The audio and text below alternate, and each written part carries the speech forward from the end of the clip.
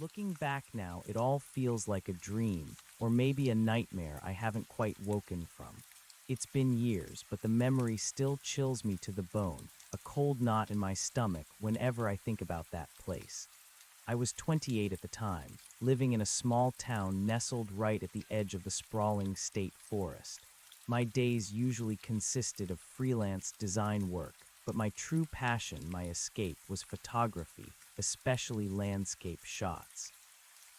The wild, untamed corners of the world always called to me, and I'd spent countless hours hiking, sometimes alone, sometimes with a few friends, chasing the perfect light, the hidden waterfall, the untouched vista.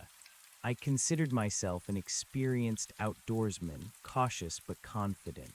That confidence, I now realize, was a dangerous thing to carry into the valley. The valley I'm talking about wasn't on any major map. It was more of a local legend, a whisper among the old-timers in town. They called it the Whispering Meadow, or sometimes, less charitably, the Lost Place. Most people dismissed the stories as folklore, tall tales spun around campfires, but I was always drawn to places with a reputation, especially if that reputation involved something strange. The specific details were always vague, but the core of it was consistent. Time felt different there. People would go in for an afternoon, and their watches would show a half-hour discrepancy when they came out. Not always, not everyone, but enough stories had piled up over the decades to make it more than just a passing oddity. It fascinated me, a place where time itself bent. It sounded like something out of a science fiction novel, not a few miles from my own backyard. One Tuesday in late autumn, the conditions were perfect. Crisp air, a sky like hammered brass, and the kind of profound silence that only the deep woods can offer. I'd planned to spend the day exploring a less trodden trail, hoping to capture the vibrant fall foliage before it faded. My camera bag was packed with extra lenses, a sturdy tripod, and enough provisions for a full day. I had my trusty compass, a GPS device, and a fully charged phone, standard procedure for any serious hike. My biggest mistake that day wasn't forgetting something crucial or underestimating the terrain. My biggest mistake was going alone.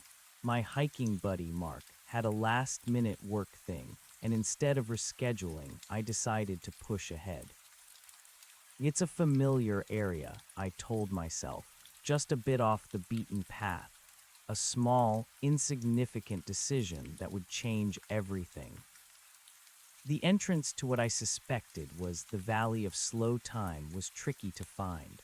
It wasn't marked. There was no clear path, just a deer trail that branched off the main logging road, winding deeper into denser woods. I consulted a hand-drawn map I'd painstakingly put together from old local accounts and cross-referenced with satellite images. It led me to a narrow defile, almost hidden by thick underbrush and ancient, gnarled oaks. Squeezing through, the woods abruptly opened up, and there it was, not a valley in the grand, sweeping sense, but a secluded, bowl-shaped meadow, ringed by impossibly tall pine trees that seemed to reach for the sky. The sunlight, usually so bright in late morning, felt softer here, diffused, almost like perpetual twilight. I stepped into the meadow, my boots sinking slightly into the unusually lush grass, still damp with dew despite the sun. An immediate stillness descended, profound and absolute. It wasn't just quiet, it was as if every sound had been muted, absorbed by the very air.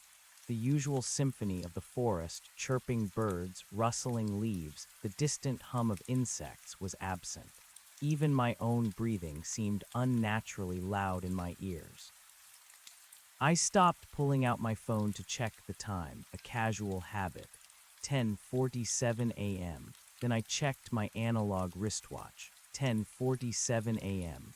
Good, but already a faint prickle of unease started to crawl up my spine. The air was still, yet something felt different, like the world had taken a deep breath and was holding it just for me. and then faintly, almost imperceptibly, from somewhere deeper within the meadow, I heard it, a sound that didn't belong. A low, melancholic hum, like a distant, vibrating tuning fork. It was so subtle I almost dismissed it as my imagination, or perhaps the wind playing tricks, but there was no wind. The air was absolutely still, and the hum persisted, a constant, barely there thrum against the backdrop of an unnerving silence. My hand instinctively went to the small hunting knife on my belt. The seed of dread had been planted. The hum, barely audible yet undeniably present, pulled me deeper. Every instinct screamed at me to turn back, to flee the unsettling stillness of the meadow, but my photographer's curiosity, that relentless itch for the unusual, overruled the primal fear. I had to know. I had to see.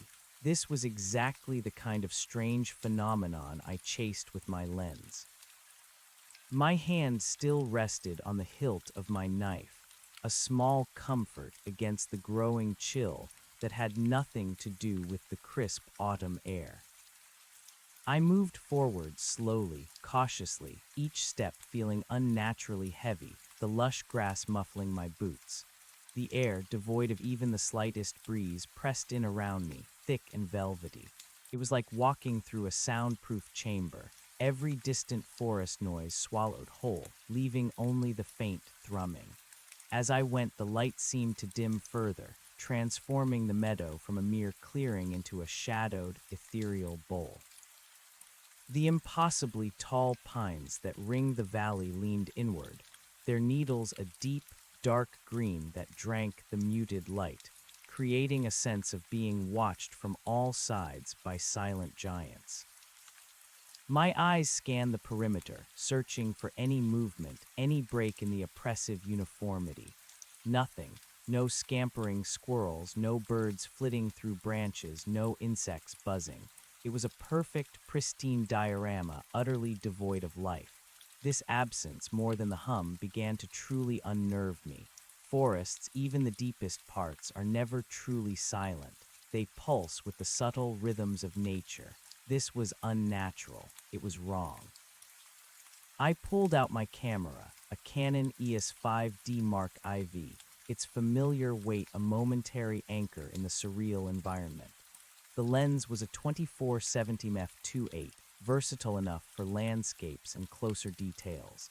I raised it, aiming for the dramatic interplay of the muted light and the towering trees, but my fingers felt clumsy. I took a few shots, the soft click of the shutter release shockingly loud in the profound silence, almost an intrusion. After each click, the silence seemed to rush back in, thicker, heavier than before. Something about the light, though, was playing tricks on my eyes. It wasn't just dim, it felt textured, like looking through ancient, rippled glass. The colors of the autumn leaves, vibrant just outside the defile, were muted here, almost desaturated, as if the valley itself was draining the life out of them. I checked my watch again, an old habit, a way to ground myself. 11:03 a.m. My phone confirmed it, 11:03 a.m. So far, so good. The hum seemed to grow a fraction louder as I progressed, still distant, still indistinct, but now I could feel a subtle vibration in the ground beneath my feet, a faint, almost imperceptible tremor that resonated with the sound. It was coming from the very center of the meadow, I realized, or perhaps slightly beyond, deeper into a cluster of particularly ancient-looking trees that stood like sentinels guarding a secret. Driven by an irresistible blend of fear and fascination, I moved towards them. The grass here was even thicker, taller, reaching almost to my knees, its blades an unusually vivid green that seemed to defy the muted light. It had a strange, velvety texture under my boots. As I pushed through it, a bizarre sensation began to manifest. It wasn't a smell exactly, but an impression of scent. Like petrichor, the smell of rain on dry earth, but mingled with something metallic, something like ozone after a lightning strike, and a faint, sweet decay like overripe fruit. It was a disorienting, unsettling bouquet, intensifying with every step. The ancient trees I was heading towards were unlike any I'd ever seen. Their bark was a deep, almost black hue, gnarled and twisted into grotesque shapes that resembled faces or grasping limbs. Their branches, though thick, were strangely sparse, allowing the dim, diffused light to filter through in eerie shafts. As I drew closer, I noticed something glinting at the base of one of the largest trees. It was small, metallic, partially hidden by the tall grass. My heart hammered against my ribs. This wasn't untouched wilderness. Someone had been here. I approached with extreme caution, my hand now gripping the knife tightly.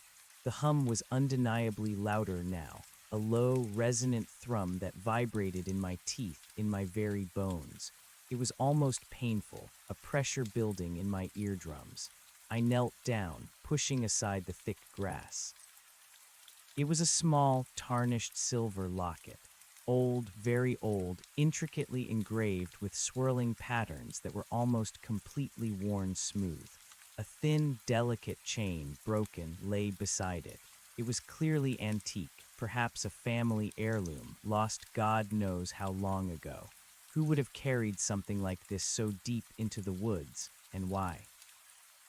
As I picked up the locket, my fingers brushed against the metal, and a jolt, not electrical, but something akin to a static shock went through me. It wasn't painful, but it was profoundly disorienting, like a sudden drop in altitude. My head spun for a moment, and I instinctively stumbled back, dropping the locket back into the grass. My breath hitched. That wasn't right. I stared at the locket, then at my hand. The jolt had been accompanied by a faint, almost imperceptible shimmer in the air around my fingers, like heat haze, but there was no heat. I rubbed my temple, feeling a sudden, dull ache begin to throb behind my eyes. The silence that followed was even more profound than before, as if the jolt had momentarily extinguished even the faint hum. I waited, heart pounding, listening for any change, any return to normalcy. Nothing. The silence was absolute, a suffocating blanket. Then slowly, insidiously, the hum returned, but it was different now. Not just a low thrum, but a layered sound, almost like a choir of distant, mournful voices, barely perceptible, rising and falling in an unsettling, arrhythmic pattern. It was the kind of sound that made the hairs on my arms stand on end, not from cold, but from sheer primal terror. My gaze darted to my phone, 11:17 a.m., then to my wristwatch, 11:17 a.m., still in sync, but the feeling of disorientation persisted. Had I been kneeling there for longer than I thought, a minute, two, it felt like an eternity. I decided to try an experiment. I placed the locket back on the ground, carefully noted its position, and then pulled out my phone again, starting a stopwatch. I intended to walk in a small circle, check the time, and then return to the locket, a simple test. I walked about 20 paces in a slow arc, keeping the locket in sight, trying to calm my ragged breathing. The peculiar multi-layered hum seemed to envelop me now, growing louder, closer. It wasn't coming from a specific point anymore, but from everywhere at once, a resonant vibration in the very air. It felt like the air itself was singing, or perhaps screaming, in slow motion. The eerie scent of ozone and decay was stronger too, almost overpowering. My head pounded. When I circled back to where I'd left the locket, I stopped the stopwatch. 2 minutes and 37 seconds. I glanced at my phone's main clock, 11:20 a.m. Then I checked my analog wristwatch, 11:22 a.m. My blood ran cold, 2 minutes, a 2-minute discrepancy in under 3 minutes of real-world time. I stared disbelieving at the two devices. I checked the phone's clock again, 11:20 a.m. Then the watch, 11:22 a.m. It wasn't a malfunction. Both devices were accurate. My watch, a sturdy field watch, was known for its precision, and my phone was regularly synced with network time. The old timer's whispers, the legend of the whispering meadow, where time felt different, it was true. It was actually happening. A sickening wave of panic washed over me. I wasn't just observing a phenomenon, I was in it. Time here wasn't just bending, it was stretching, compressing, twisting. The meadow wasn't just silent, it was a temporal anomaly. My heart hammered against my ribs, a frantic drum against the backdrop of the ethereal hum. The dull ache in my head intensified, blooming into a full-blown throb.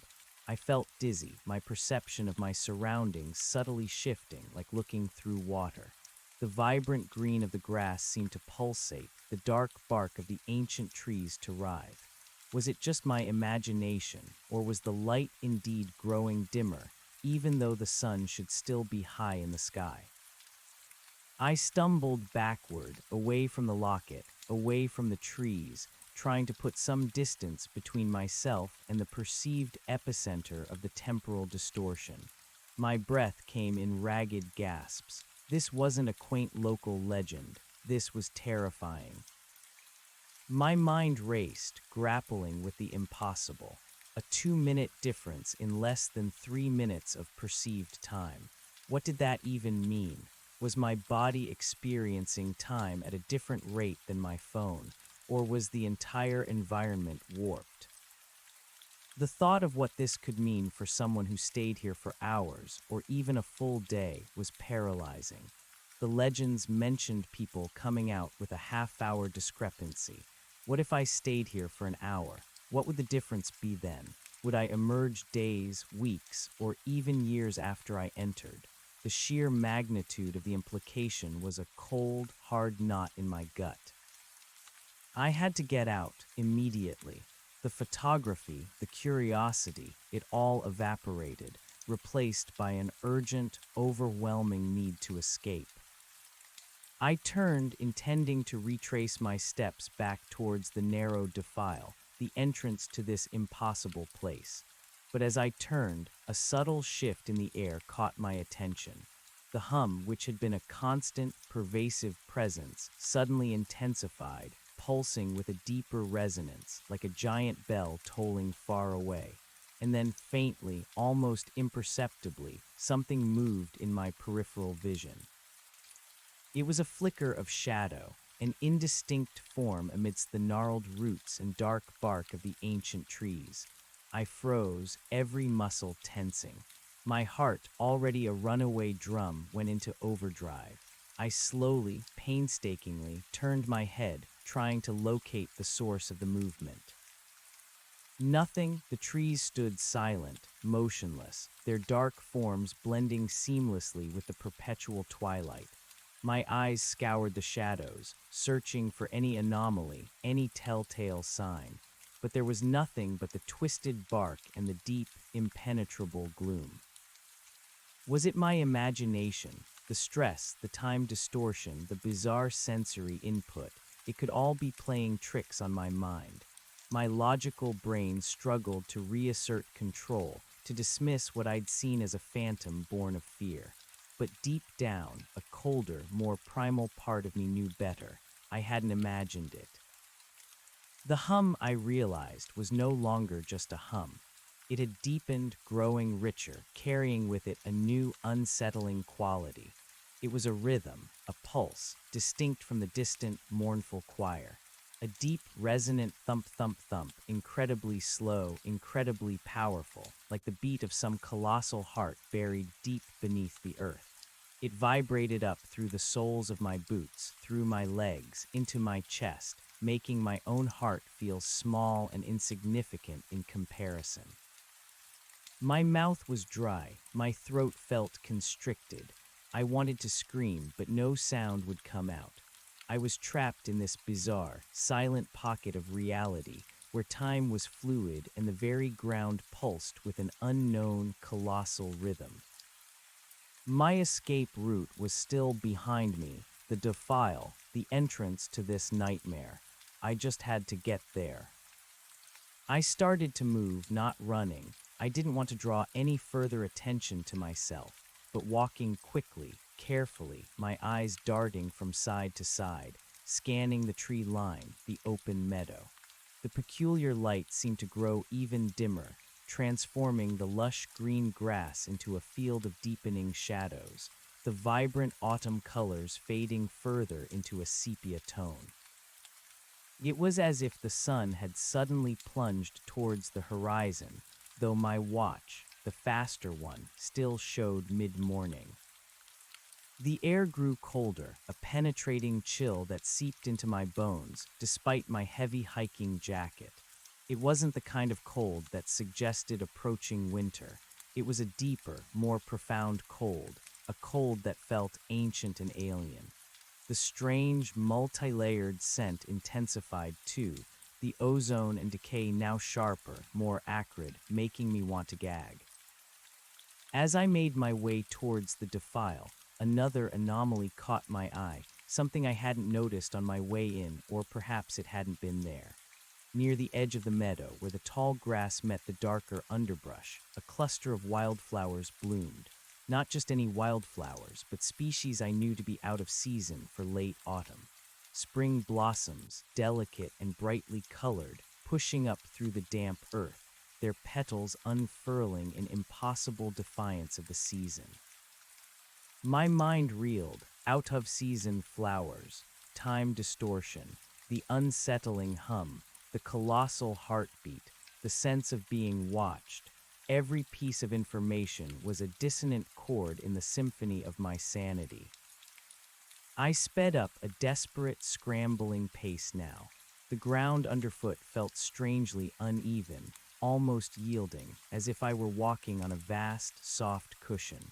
My breath hitched. Was I truly escaping, or was the meadow merely allowing me to believe I was?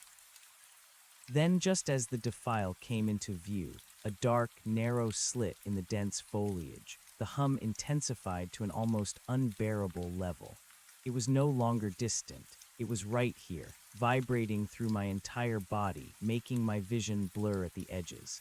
The colossal heartbeat throbbed harder, shaking the ground, and with it, a new sound, distinct and horrifying, broke through the cacophony. A whisper. It wasn't human, it wasn't the wind. It was a low, resonant murmur, a chorus of voices speaking in unison, yet utterly unintelligible. A guttural, alien sound that seemed to come from everywhere and nowhere, from the very air itself. It was the sound of something ancient, something vast, awakening. The Whispering Meadow, I breathed, the old name taking on a terrifying new meaning. The whispers weren't just a legend, they were real, and they were directed at me. Panic, absolute and overwhelming, seized me. I broke into a desperate run, scrambling towards the defile, my boots sinking into the unnaturally soft earth. The whispers seemed to swirl around me, pressing in, chilling me to the core. They weren't words, not in any language I knew, but they carried a profound sense of malice, of immense, patient power. As I lunged for the gap in the trees, my foot caught on something unseen. I stumbled, falling hard, my camera bag clattering against the ground. Pain shot up my leg, but I barely registered it. I scrambled to my hands and knees, pushing myself up, my eyes fixed on the narrow exit. And then I saw it. Standing in the shadows just beyond the defile, framed by the dark, twisted branches, was a figure. It wasn't human. It was tall, impossibly tall, its form indistinct in the gloom, like a mirage made of shadow and mist. It seemed to waver at the edges, its outline blurring, shifting, as if it wasn't quite solid. Its limbs were elongated, disproportionate, ending in what looked like slender, clawed hands. There was no discernible face, just a darker, featureless void where a head should be, an absence that seemed to drink the light. My blood ran cold. Every fiber of my being screamed in terror. This was what had moved in the shadows. This was what had been watching me. It didn't move towards me, but it seemed to perceive me, its presence radiating an ancient, unblinking malevolence. The whispers intensified, now seeming to emanate directly from its shadowy form, a low, guttural chorus that resonated with the pulsing heartbeat of the meadow. I was trapped, the way out was blocked. My breath hitched in my throat. I couldn't move. I could only stare, paralyzed by a terror so profound it transcended anything I had ever known. My mind, usually so rational, crumbled under the weight of this impossible entity. The creature slowly, almost imperceptibly, raised one of its elongated, shadowy arms, its clawed hand pointing directly at me. It wasn't an aggressive gesture, but a gesture of proprietorship, of claim. And as it pointed, the whispers surged, twisting into something more defined, more terrible. I didn't understand the words, but the intent was clear, a cold, crushing weight of alien thought pressing into my mind. It wanted me to stay. No. The primal urge to survive, to escape this nightmare, finally broke through the paralysis. I wasn't just going to stand there and become another lost legend. My hunting knife, still clutched in my hand, felt ridiculously small against this impossible foe, but it was something. I staggered backward, away from the defile, away from the shadowy sentinel. My mind was screaming, trying to find another way out, any other way out. The meadow was ringed by the impossibly tall pines, a wall of dark green that seemed to stretch endlessly. I scanned the perimeter, desperate. There had to be another exit, another break in the trees. The creature, the sentinel of this cursed place, did not pursue me. It simply stood, its shadowy form unwavering, its impossibly long arms still raised, its silent, featureless face seemingly fixed on me. It was as if it knew there was no escape, that I was merely delaying the inevitable. Its patience was terrifying. The whispers continued, a relentless, guttural chorus that clawed at the edges of my sanity. The colossal heartbeat thumped in the ground, a rhythm of cosmic dread. The air was thick with the scent of ozone and decay, and the light, already muted, seemed to dim even further, plunging the meadow into a perpetual twilight that felt more like midnight. I could feel a growing pressure in my head, a dull, aching throb that intensified with every passing second. It felt like my skull was being gently squeezed, slowly, inexorably. My vision swam. The vibrant green of the grass now seemed to writhe, the tall blades bending and swaying in an invisible current, even though there was no wind. The ancient trees surrounding the meadow appeared to lean in closer, their gnarled branches reaching, almost like grasping fingers. I stumbled again, my legs suddenly weak, the strength draining from them. My mind was a whirlwind of confusion, fear, and a terrifying sense of disorientation. The time discrepancy, I realized, was probably still happening, still accelerating. How long had I been here now? Minutes, hours, days. My phone and watch would be hopelessly out of sync, useless as anchors to reality.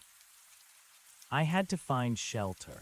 I couldn't stay out in the open, exposed to whatever this thing was, exposed to the maddening whispers and the insidious temporal warp.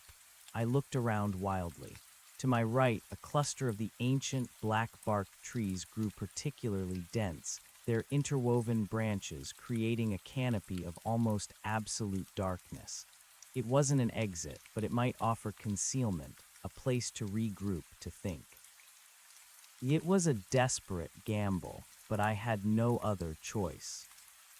I turned and bolted towards the cluster of trees, ignoring the pain in my leg, ignoring the frantic protests of my body. My lungs burned, my vision tunneled, focused only on that dark refuge. The ground seemed to suck at my boots, slowing my progress as if the meadow itself was resisting my movement. The whispers surged around me, now accompanied by a faint, high-pitched keening, a sound that seemed to scrape against my very soul. I crashed through the last few feet of tall grass, practically throwing myself into the shadows beneath the dense canopy. The darkness here was immediate and profound, a thick, palpable blanket that swallowed the faint twilight of the meadow. The air was colder still, laden with the strange metallic scent, and the hum, though slightly muffled by the foliage, still resonated through the very earth. I pressed myself against the rough, cold bark of one of the immense trees, trying to control my ragged breathing. My heart pounded against my ribs, a wild bird trapped in a cage. I risked a quick glance back, peering through a gap in the gnarled branches. The shadowy figure still stood by the defile, an unwavering sentinel, its elongated arm still raised, pointing towards the spot where I had been. It hadn't moved. It was watching, waiting. Its patience was infinite. I pulled my knees up to my chest, trying to make myself as small and inconspicuous as possible. My head throbbed relentlessly, a constant, dull pressure. The whispers, though fainter now, still permeated the air, a constant, maddening murmur just at the edge of comprehension. The colossal heartbeat continued its slow, powerful rhythm, shaking the very roots beneath me. I closed my eyes, trying to block out the impossible reality of my situation. This was a nightmare, a terrifying, inescapable nightmare. I was trapped in a place where time bent, where ancient entities whispered, and where the very fabric of reality seemed to unravel. My phone, still clutched in my hand, was almost out of battery. The screen flickered, showing 11:28 a.m. My watch, still ticking away on my wrist, showed 11:35 a.m. A 7-minute discrepancy in just over 20 minutes of my perceived time. The rate of distortion was increasing. If I didn't get out soon, I might never get out. But how? The only exit was blocked by the shadowy sentinel. And what else lurked in this cursed valley? My mind raced, frantic, desperate, trying to piece together a plan, any plan that could lead to escape. I needed to move, to find another way out, but every fiber of my being screamed at me to stay hidden, to simply curl up and disappear into the oppressive darkness. The thought of spending the night here, with the whispers and the unseen entity, was unbearable. The light was fading fast, though I couldn't be sure if it was actual twilight or just another manifestation of the meadow's temporal weirdness. But either way, darkness was coming, and whatever lurked in the shadows would be even harder to see, even more terrifying. I had to be strategic. I couldn't just run blindly. I needed to observe, to try and understand what this entity was, what it wanted. But fear was a powerful deterrent to rational thought. My hands were shaking. My entire body trembled with adrenaline and terror. I forced myself to take a deep, shuddering breath, trying to calm my racing heart. I was an experienced outdoorsman. I had faced dangerous animals, navigated treacherous terrain. But this was different. This was beyond anything I had ever encountered, beyond anything I could have ever imagined. I had to look, I had to see. Slowly, carefully, I repositioned myself, craning my neck to peer through a narrow gap in the foliage, trying to get another glimpse of the shadowy figure. The darkness outside the canopy was deepening, making it even harder to discern details. The figure was still there, a towering silhouette against the fading, sickly green light of the meadow. It hadn't moved an inch. Its arm was still raised, pointed towards the space I had abandoned, a silent, menacing accusation. But as I watched, something else happened. The air around the creature began to shimmer, more intensely than before, like extreme heat haze. And within that shimmering distortion, I saw movement. subtle internal movements within the shadowy form, as if threads of darkness were weaving and unweaving themselves, constantly shifting, reshaping. It was like looking at a living, breathing shadow, a creature made of pure non-light. And then, just for a fleeting moment, as the last vestiges of the diffused light faded, I thought I saw, embedded deep within its featureless head, 2 points of light. 2 pinpricks of an ancient, cold, malevolent luminescence that seemed to pierce through the gloom and fix directly on me, even though I was hidden. It saw me. My blood turned to ice. It had known I was here all along. The raised arm wasn't just a gesture of claim.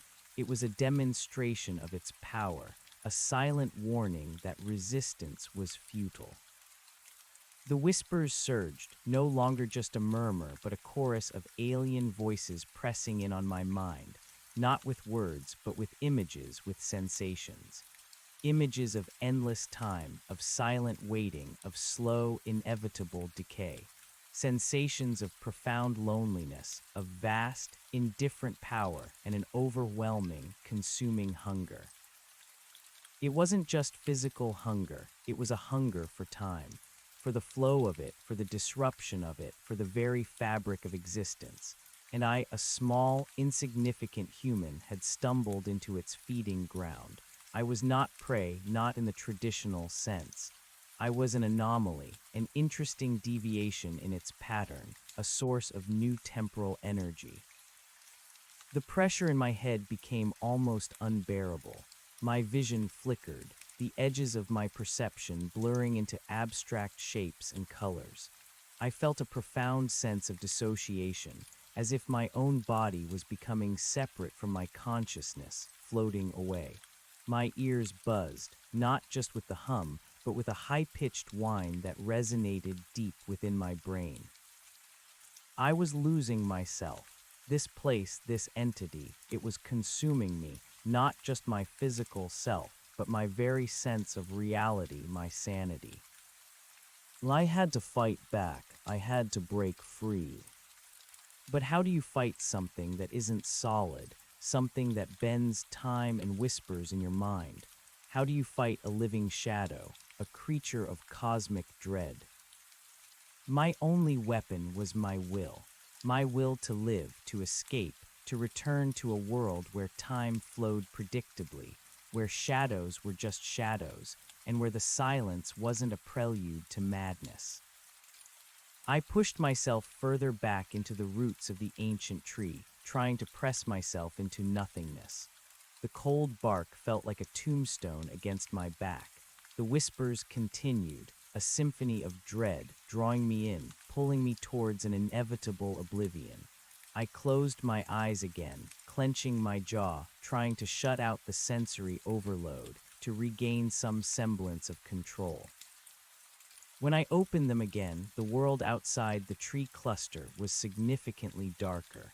The sickly green twilight had deepened into a bruised purple, and the shadowy figure by the defile was almost entirely subsumed by the gloom, a darker stain against the dying light. It was almost night, or what passed for night in this temporal prison. I knew with chilling certainty that I couldn't stay here until morning. If morning ever came, I had to find a way out, and I had to find it now. My only hope was to circle the entire meadow, to find another breach in the tree line, another way past the sentinel. It was a long shot, a desperate one, but it was my only shot.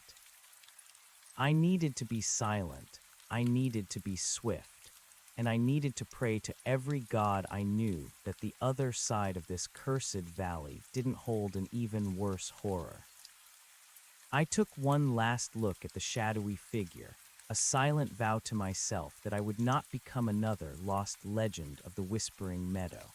Then slowly, painfully, I began to crawl on my hands and knees, deeper into the dense undergrowth, hugging the perimeter of the ancient trees, inching my way along the edge of the meadow towards the unknown. My escape had to begin in the impenetrable darkness, away from the watchful gaze of the sentinel. The crawl was excruciating. Every inch felt like a mile, every rustle of dry leaves beneath my hands and knees a thunderclap in the oppressive silence. The dense undergrowth, which had seemed like a refuge, now felt like a suffocating shroud. Twisted roots snaked across the damp earth, tearing at my clothes, snagging on my camera bag. Sharp, brittle branches scratched at my face and arms, leaving trails of stinging pain, but I barely registered it. My mind was a singular, desperate scream: move, hide, escape. The darkness under the canopy was absolute, a heavy, suffocating blanket that pressed in on me, making it impossible to see more than a few inches ahead. I moved by touch, feeling for obstacles, praying I wasn't crawling towards something worse than the sentinel. The air here was dead still, thick with the metallic ozone scent and the faint, sweet decay, but the hum of the meadow was still present, a low, resonant thrum that vibrated through the earth and up into my very bones. The colossal heartbeat, too, was an unwavering presence, a slow, powerful thump-thump-thump that made the ground tremble. It was a rhythm of dread, a constant reminder of the immense, unknown power that held this place in its grip. I hugged the perimeter of the ancient trees, trying to keep the dense foliage between myself and the open meadow. I knew the sentinel was still out there, patiently watching the defile, but I couldn't shake the feeling that its luminous pinprick eyes were still fixed on me, piercing through the darkness, seeing every agonizing inch of my progress. The whispers, though muffled by the thick branches, still reached me, a guttural chorus of alien voices that pressed against the inside of my skull, clawing at my sanity. They weren't words, not truly, but they were loaded with meaning, with immense, patient power, with a terrifying, consuming hunger. They spoke of time, of endless cycles, of things that waited eons. My phone, clutched in my hand, was dead. The battery, already low, had finally given up. My last anchor to the outside world gone. Only my analog watch remained, ticking stubbornly, undoubtedly several minutes ahead of any true time. The thought of losing track of time entirely, of existing in a state of perpetual temporal confusion, was a fresh wave of panic. My legs ached, my knees were bruised and scraped, and a dull, constant pain throbbed in my head. I felt dizzy, disoriented. The air was colder now, a profound, unnatural chill that seemed to emanate from the very earth. I shivered, not just from the cold, but from a deeper, primal fear. After what felt like hours, but was probably only minutes, I paused, pressing my ear against the rough bark of a massive tree. The whispers seemed to pulse directly into my mind from the wood itself. I risked a quick glance back through a gap in the branches. The meadow was now plunged into near-total darkness, a swirling vortex of shadows and gloom. I couldn't discern the sentinel, but I felt its presence, a vast, malevolent weight in the air, still guarding the only known exit. I continued my slow, agonizing crawl, driven by the desperate hope that this impossibly dense ring of trees couldn't be continuous. There had to be another way out, another break in the cursed wall of pines. My fingers, numb with cold, brushed against something embedded in the damp earth. Not a root, not a rock. It was smooth, cold, and strangely resonant. I stopped, my heart leaping into my throat. I fumbled in my camera bag, pulling out my small, tactical flashlight. The beam, usually bright, seemed weak and watery in this profound darkness, barely cutting through the gloom. I pointed it at the object. It was a small, ornate pocket watch, its silver casing tarnished black with age. The crystal was shattered, and the hands were frozen at an impossible time, 3:17, but the minute hand seemed to point between two numbers not quite aligned. It was old, far older than the locket I'd found. This wasn't just a lost item. It was another piece of the puzzle, another grim confirmation that others had come here, and perhaps, like me, become trapped. The engraving on the back, though worn, was still legible, a single, swirling initial, J. I picked it up, expecting the same jolt I'd felt from the locket. Nothing, just the cold metal in my hand. But as I held it, a faint, metallic tang filled my mouth like old blood. A shiver ran down my spine. This wasn't just a physical object. It felt imbued with the essence of this place, with the distorted time it had experienced. I placed it carefully in a side pocket of my camera bag, a morbid trophy, a dark reminder of the urgency of my escape. It was another sign that this meadow was a graveyard for time, a collector of lost moments and forgotten lives. The thought filled me with renewed dread. I had to get out. I couldn't become another relic for this cursed place to absorb. I resumed my crawl, pushing forward with a desperate, renewed vigor. The terrain became even more treacherous. The ground began to slope downwards, subtly at first, then more steeply. I realized I was descending into a shallow gully or ravine, still within the dense cluster of trees. The air grew even colder, and the metallic ozone scent intensified to an almost sickening degree. Here the hum was a constant, buzzing drone in my ears, and the colossal heartbeat vibrated through the very bedrock, making my teeth ache.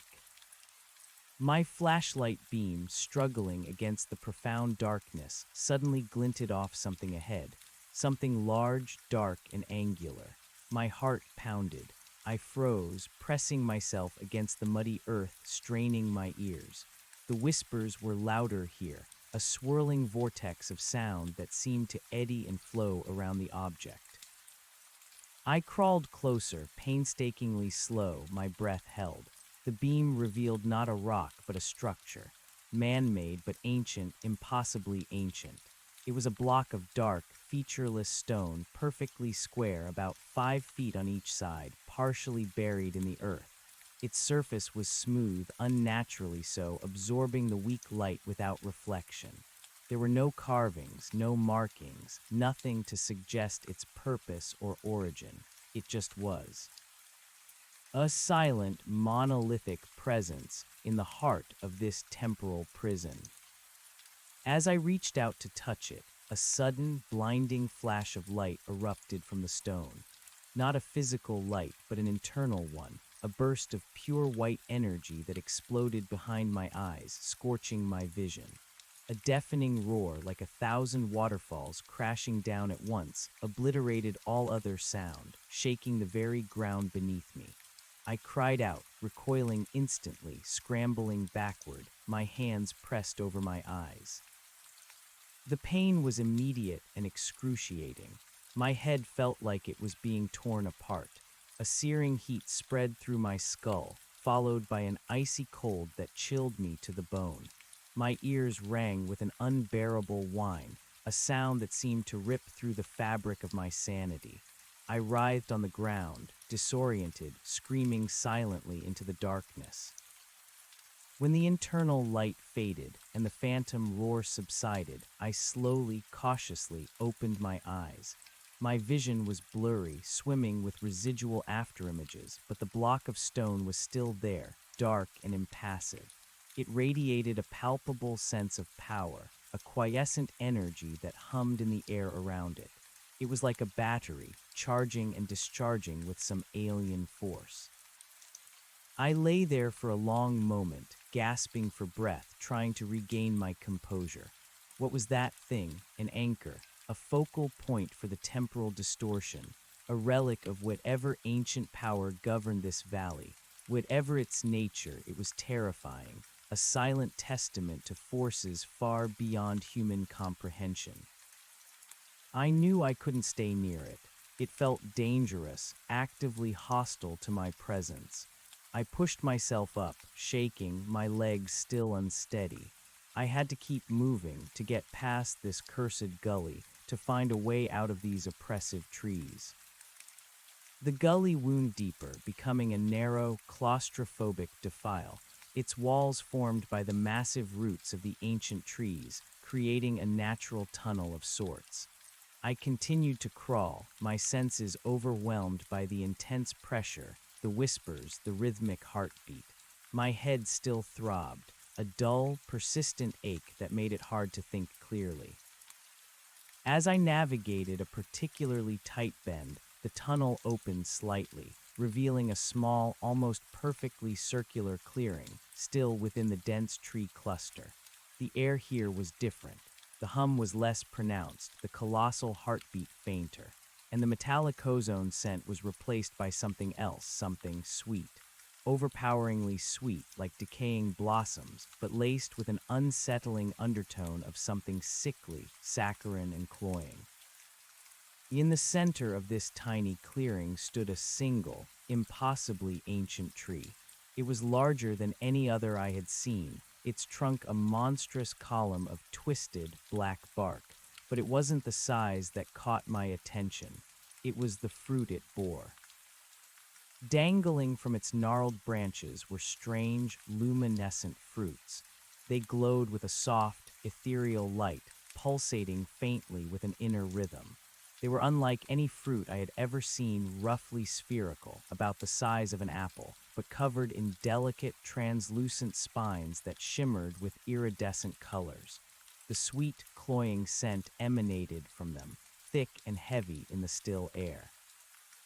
My rational mind screamed at me to stay away. Everything about this place was wrong, alien, dangerous. But my eyes were drawn to the fruits, mesmerized by their otherworldly glow. They pulsed with an almost hypnotic rhythm, casting dancing shadows on the gnarled bark of the tree and the damp earth. As I stared, I noticed something else. On the ground beneath the tree, scattered among the fallen leaves and tangled roots, were more of these fruits, some intact, some partially decayed, and among them, half buried in the soft earth, were bones. Small bones, delicate and brittle, bleached white with age. They weren't animal bones, they were distinctly human. Phalanges, rib fragments, pieces of a skull. And beside them, partially obscured by a larger, decaying fruit, was a fragment of what looked like worn, faded canvas, a hiking boot. A sickening wave of nausea washed over me. This wasn't just a place of temporal distortion. It was a grave, a subtle, insidious trap. The luminescent fruits, the overpowering sweet scent, it was a lure. Perhaps they were edible, perhaps they offered some form of sustenance in this desolate place, or perhaps they were a slow poison, an accelerant for the temporal distortion, an intoxicating pathway to oblivion. I backed away slowly, carefully, my eyes still fixed on the ghastly tableau. The whispers from outside the gully seemed to intensify, mocking, triumphant. They knew. They had been watching others fall victim to this place. This was their domain, their hunting ground. The colossal heartbeat, which had been fainter here, slowly began to intensify again, a deep, resonant thrum that vibrated through the earth. The air grew colder, the pressure in my head building once more. The temporary reprieve from the hum and the unsettling cold was over. I forced myself to turn away from the macabre sight, to continue my desperate crawl. This gully, this natural tunnel through the dense trees had to lead somewhere. It had to. The thought of being trapped here, forever circling this cursed meadow, was unbearable. The tunnel twisted and turned, the darkness so profound that my weak flashlight beam seemed to be swallowed whole. I felt utterly blind, disoriented, my sense of direction completely warped. I could only rely on my instincts, on the subtle shift in the ground, on the faint variations in the hum and the whispers. After what felt like an eternity, the gully began to ascend again, steeply this time. My muscles screamed in protest, but I pushed through the pain, desperate for any sign of a break in the tree line. The air grew slightly less oppressive, the cold less profound, though the hum and the whispers remained a constant, maddening presence. Then, faint at first, I saw it. Not an exit, not yet, but a subtle shift in the darkness ahead. a lessening of the gloom, a faint, almost imperceptible grayish light filtering through. Hope, fragile and desperate, flickered within me. I pushed forward with renewed strength, scrambling up the last few feet of the incline. The ground leveled out, and the trees, though still dense, seemed to spread apart slightly. I was still within the perimeter, but I could now see a sliver of the sky, a bruised, purplish-black strip above the towering pines. It was still night, or the meadow's version of it. I crawled to the edge of the dense cluster, peering out cautiously. I was on the opposite side of the meadow from the defile, from the shadowy sentinel. The meadow stretched out before me, a vast expanse of deepening shadows, eerily silent save for the omnipresent hum and the faint, swirling whispers. The ancient trees that ringed the valley looked like colossal specters in the gloom, their dark forms blending with the night. The sentinel was gone, or at least I couldn't see it from this vantage point. The defile was too far away, shrouded in the deepest part of the meadow's shadows. A wave of relief, so potent it made me dizzy, washed over me. A chance. I had a chance. But my relief was short-lived. As my eyes adjusted to the dim light, I saw something else, something that made my blood run cold all over again. Across the meadow, directly opposite my position, where the ring of trees met the tall grass, stood another figure. Not the same shadowy sentinel. This one was different. It was smaller, more defined, though still indistinct in the gloom.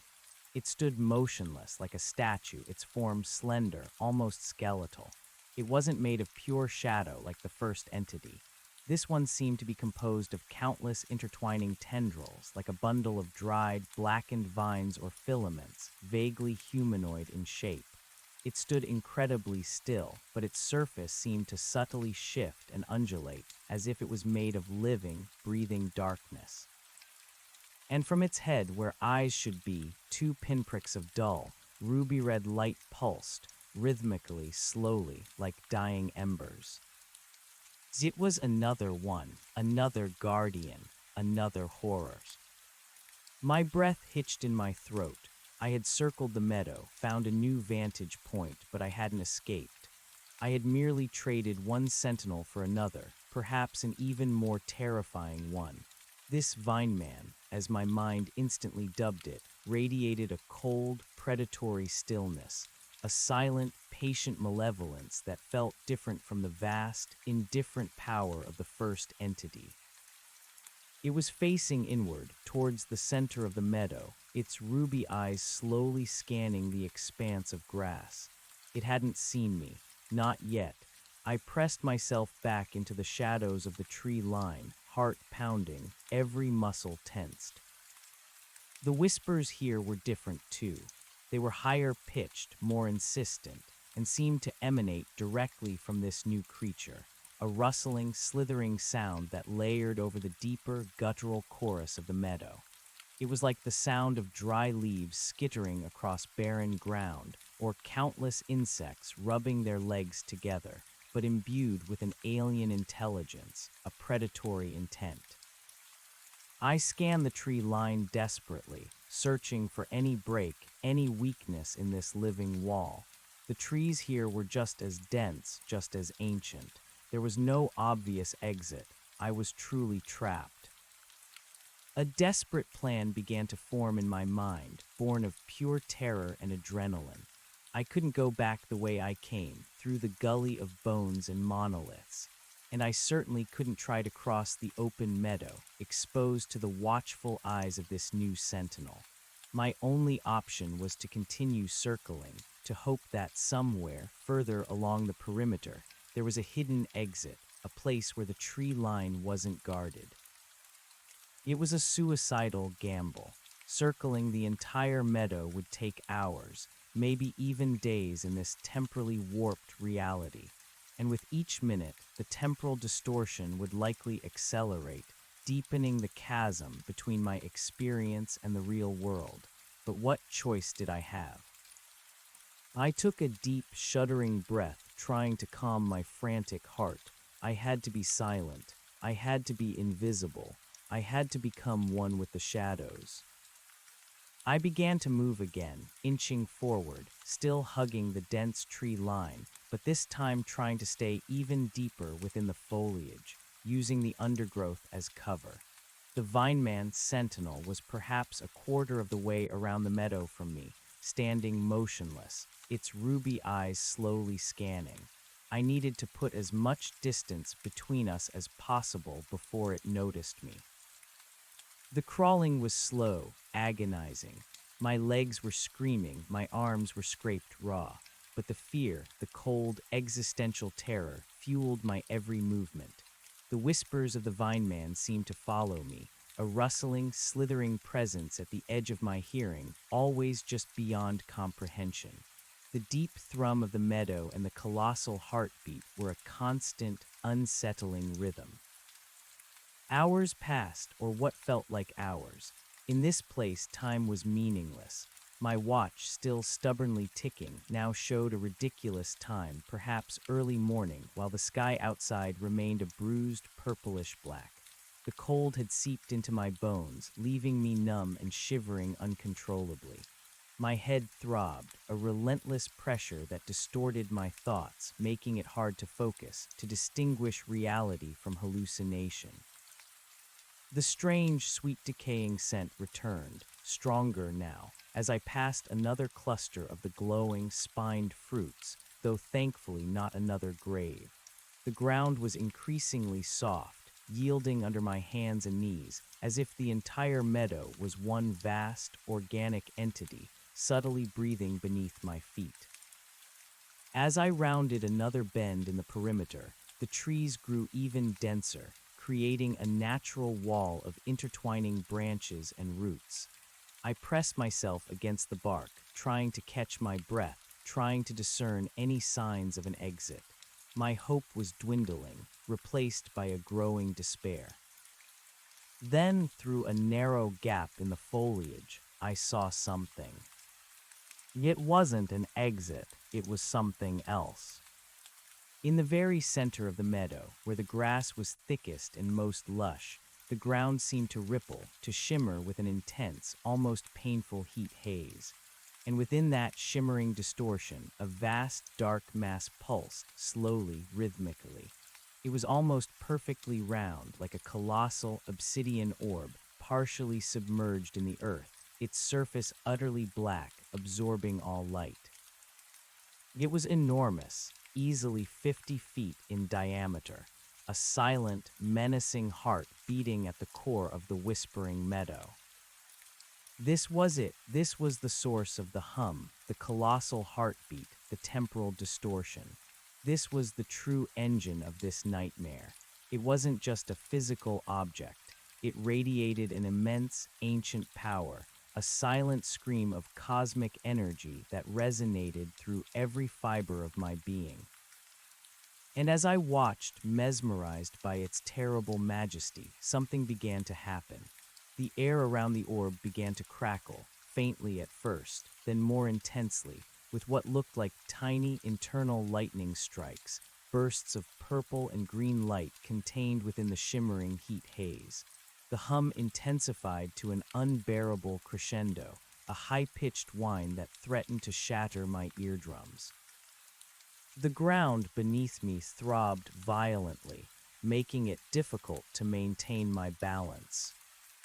Then, from the very center of the orb, a single, impossibly bright beam of pure white light shot straight up into the bruised, purplish-black sky. It was a focused, powerful beam, cutting through the gloom like a laser. It hung there for a long moment, unwavering, illuminating the underside of the oppressive tree canopy in an eerie, stark white. And as the beam struck the sky, the whispers, which had been a constant presence, coalesced into a single deafening roar. It wasn't human. It wasn't animal. It was a sound of cosmic proportions, a scream of pure energy, of raw, unbridled power that tore through the air, shaking the very foundations of the earth. I clapped my hands over my ears, squeezing my eyes shut, trying to block out the overwhelming assault on my senses. My head felt like it was going to explode.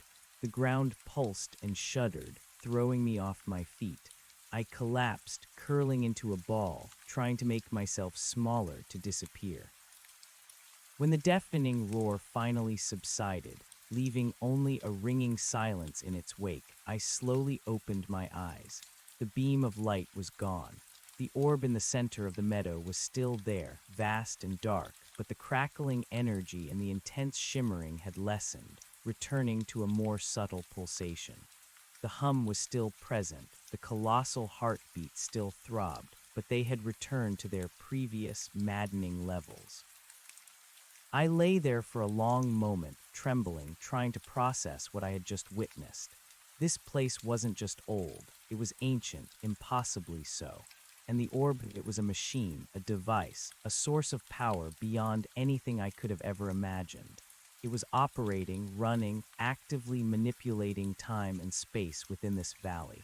And whatever it was doing, it was drawing immense energy, creating the temporal distortions that define this place.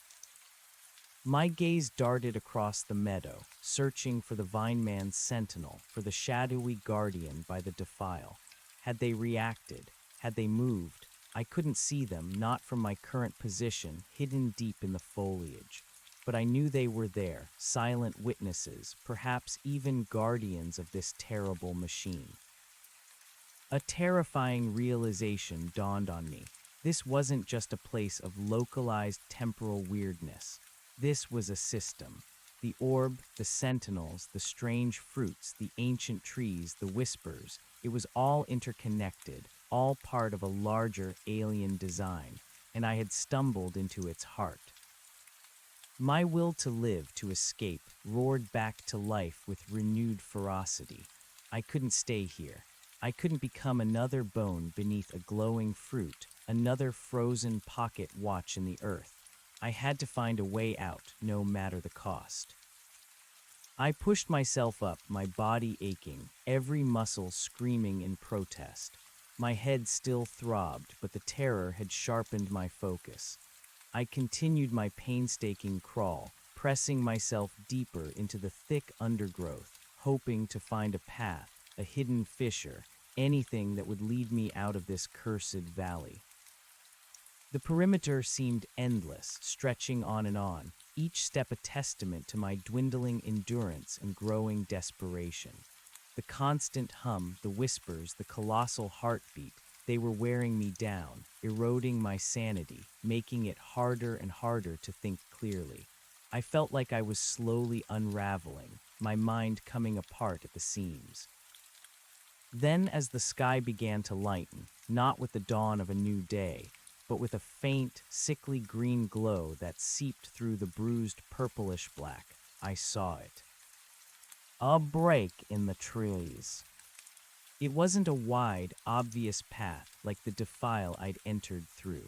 It was a narrow, almost imperceptible fissure, a jagged crack in the otherwise impenetrable wall of ancient pines.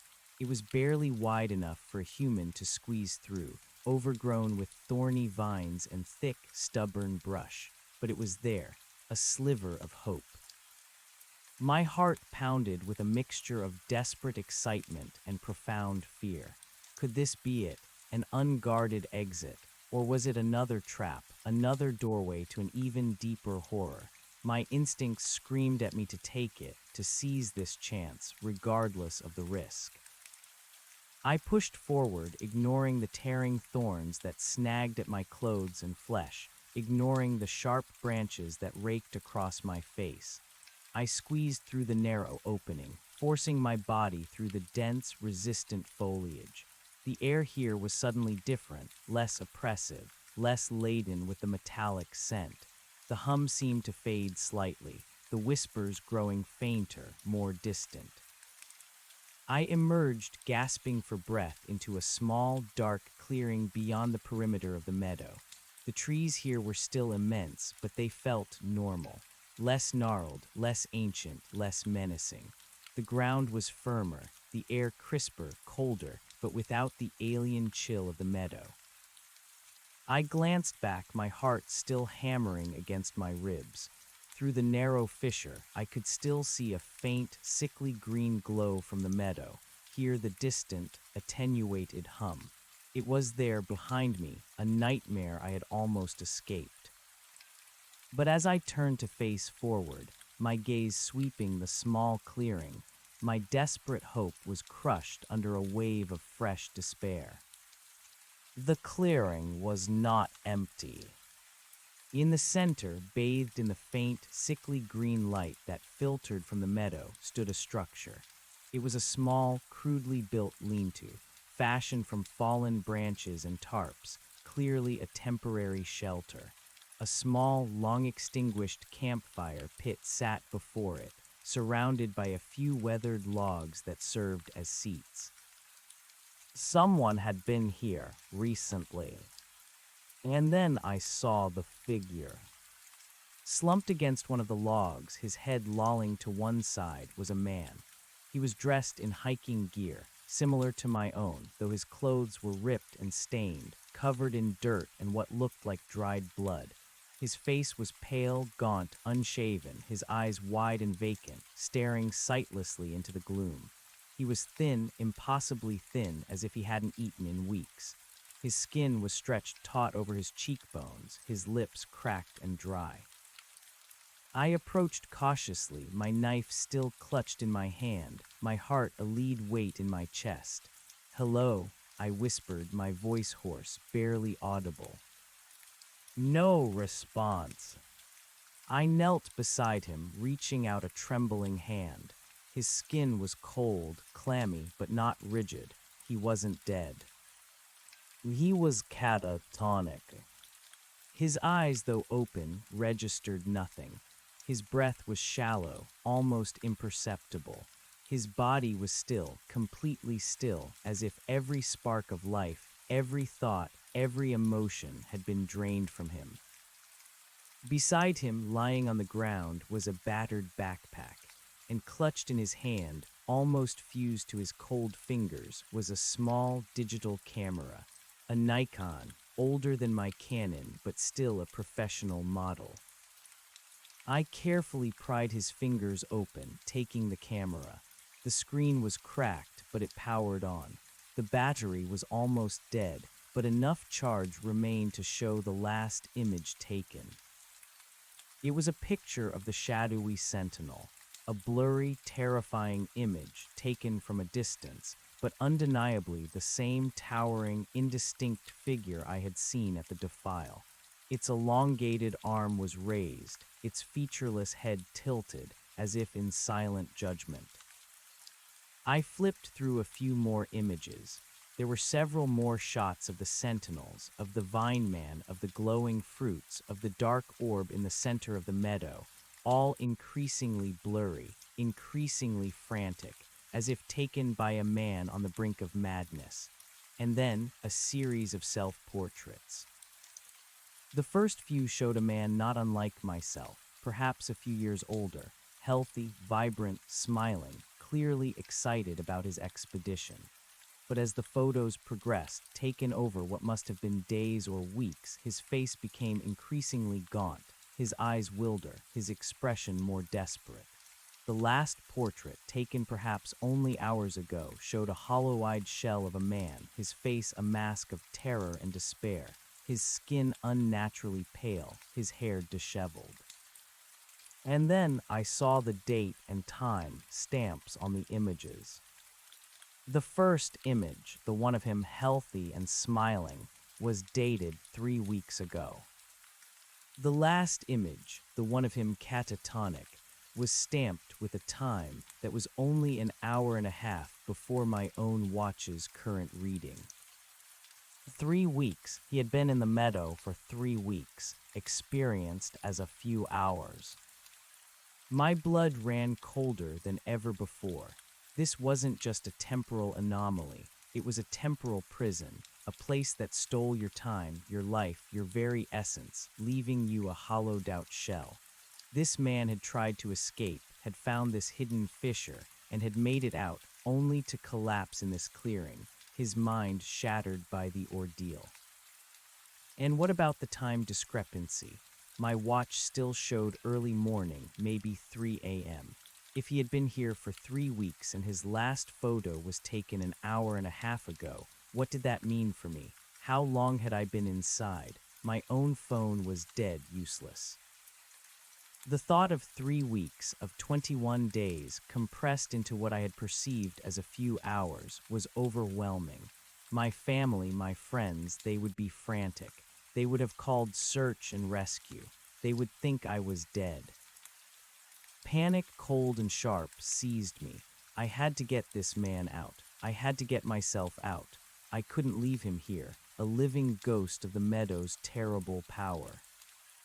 I tried to rouse him, gently shaking his shoulder. "Hey, wake up, we have to go." His head lolled, his eyes remained vacant. He was unresponsive, lost to whatever horrors he had witnessed, whatever temporal tortures he had endured. He was a dead weight, and I was exhausted, battered, on the verge of my own collapse. How was I going to carry him? How was I going to navigate the treacherous woods beyond this clearing, back to my car, back to civilization, with a catatonic man on my back? I scanned the clearing, desperate for any other clues, any other signs of what to do. There was nothing. Just the lean-to, the dead fire pit, the unresponsive man, and the faint, sickly green glow of the meadow leaking through the fissure.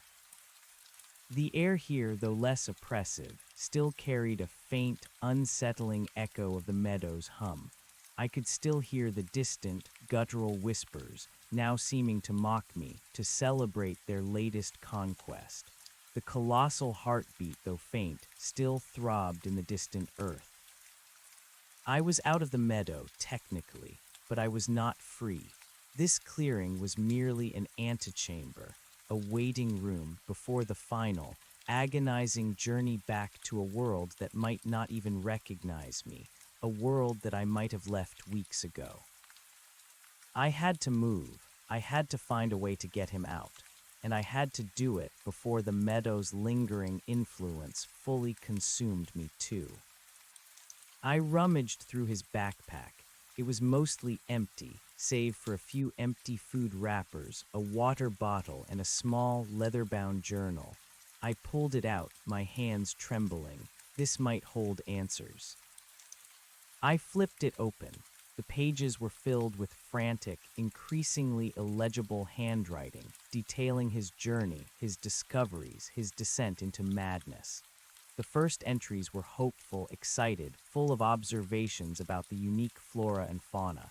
Then came the growing unease, the confusion about time, the first mention of the hum. And then the terror, descriptions of the sentinels, the orb, the whispers, the feeling of his mind unraveling. The last entry, scrawled in a barely readable hand, simply read, "They see me. They taste time. It hurts. It hurts." He was another photographer, another curious soul drawn to the strange, the unusual, another victim. I looked at the catatonic man, then at the journal, then back at the faint, sickly green glow of the meadow. My own fate, perhaps, staring me in the face. I couldn't just leave him. It was a moral imperative.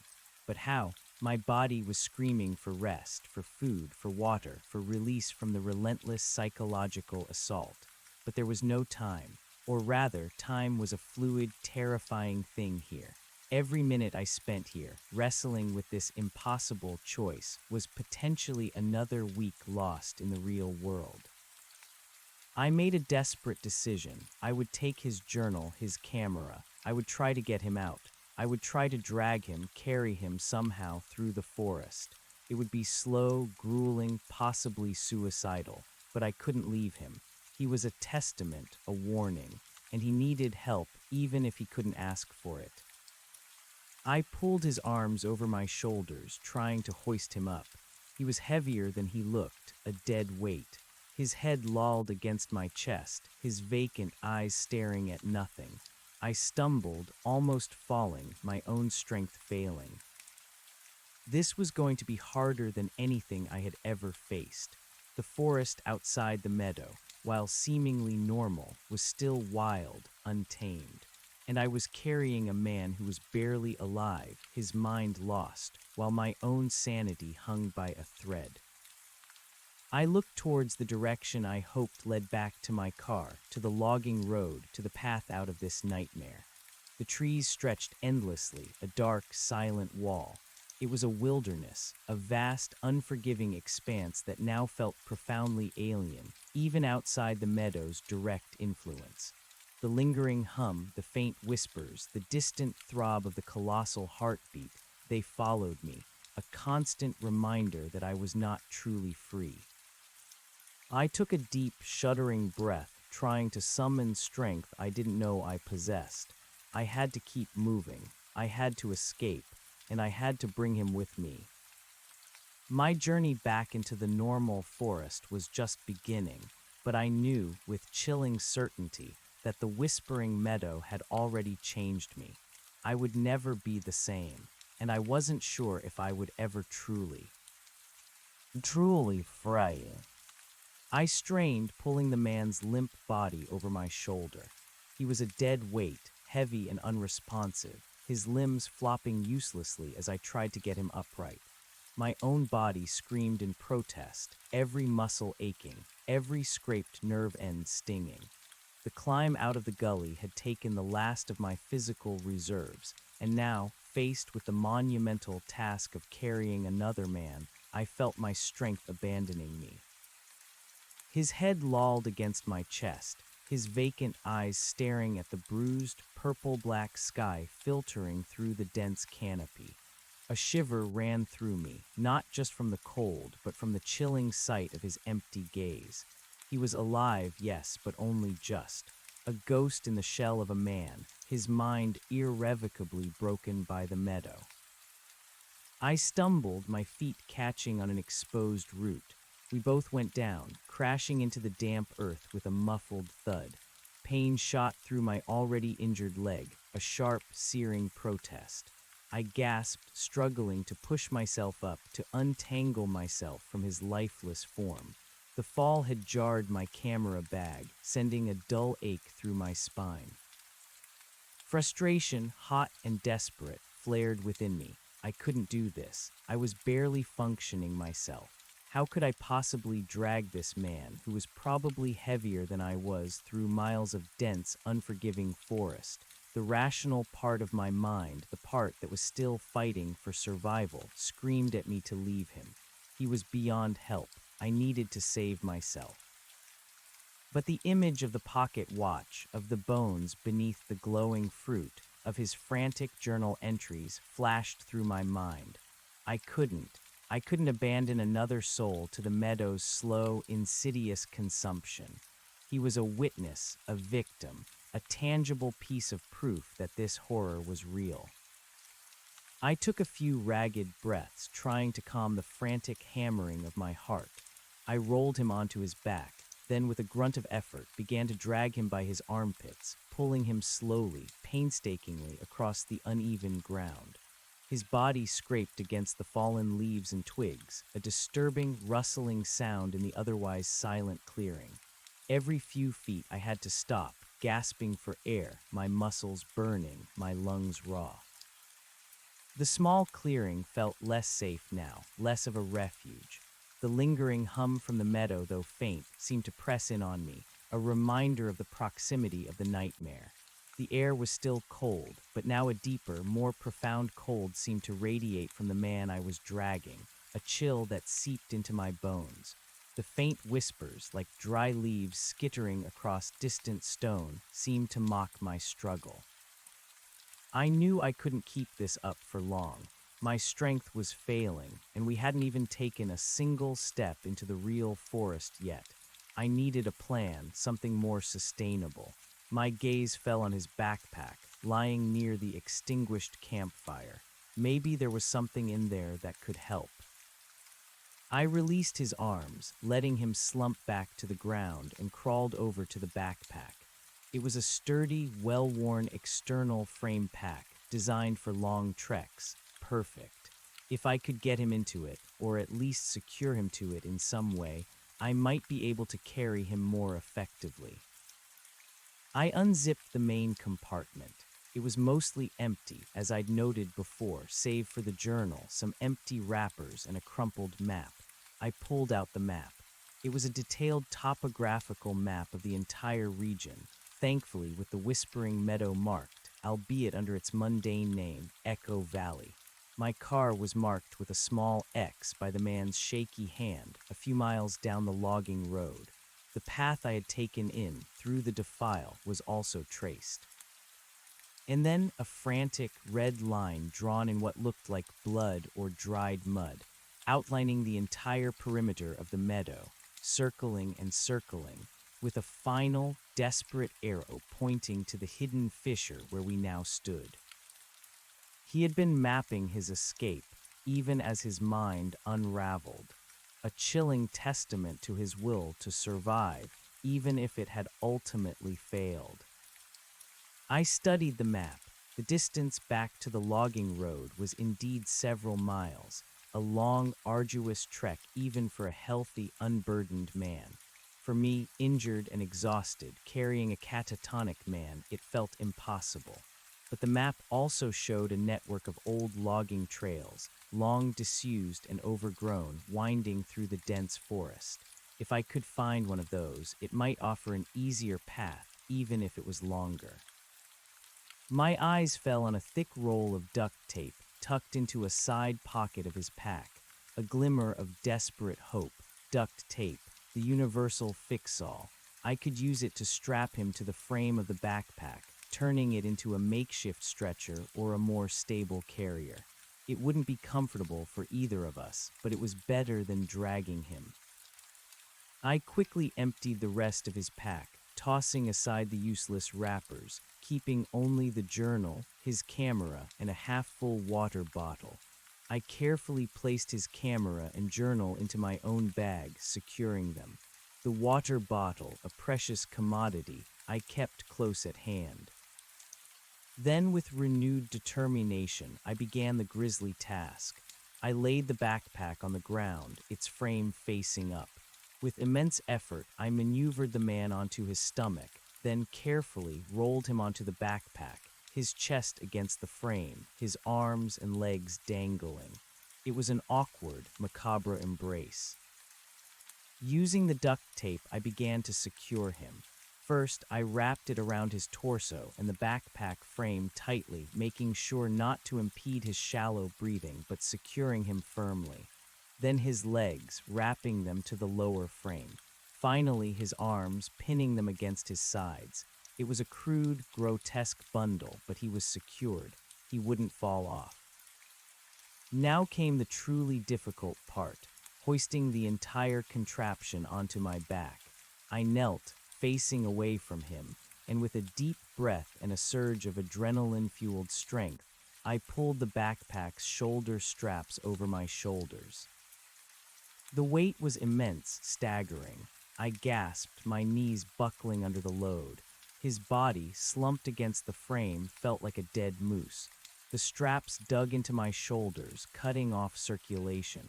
My injured leg screamed in protest, threatening to give out entirely. I staggered to my feet, swaying precariously, fighting for balance.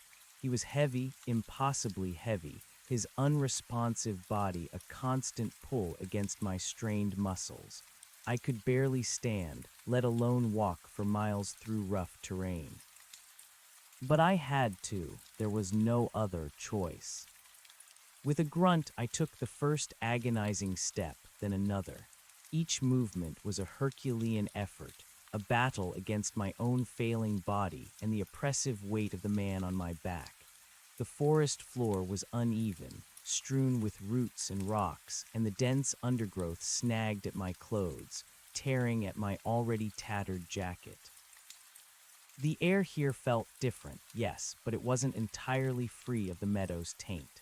The hum, though faint, still resonated in my ears, a low, buzzing drone that seemed to vibrate from deep within the earth. and the whispers, like dry leaves skittering across barren ground, still reached me, though now they were distant, almost subliminal.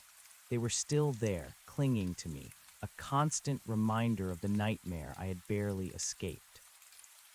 I moved slowly, painstakingly, my head bowed, my eyes fixed on the ground immediately in front of me, searching for stable footing. Every few minutes I had to stop, leaning against a tree, gasping for breath, my vision blurring at the edges.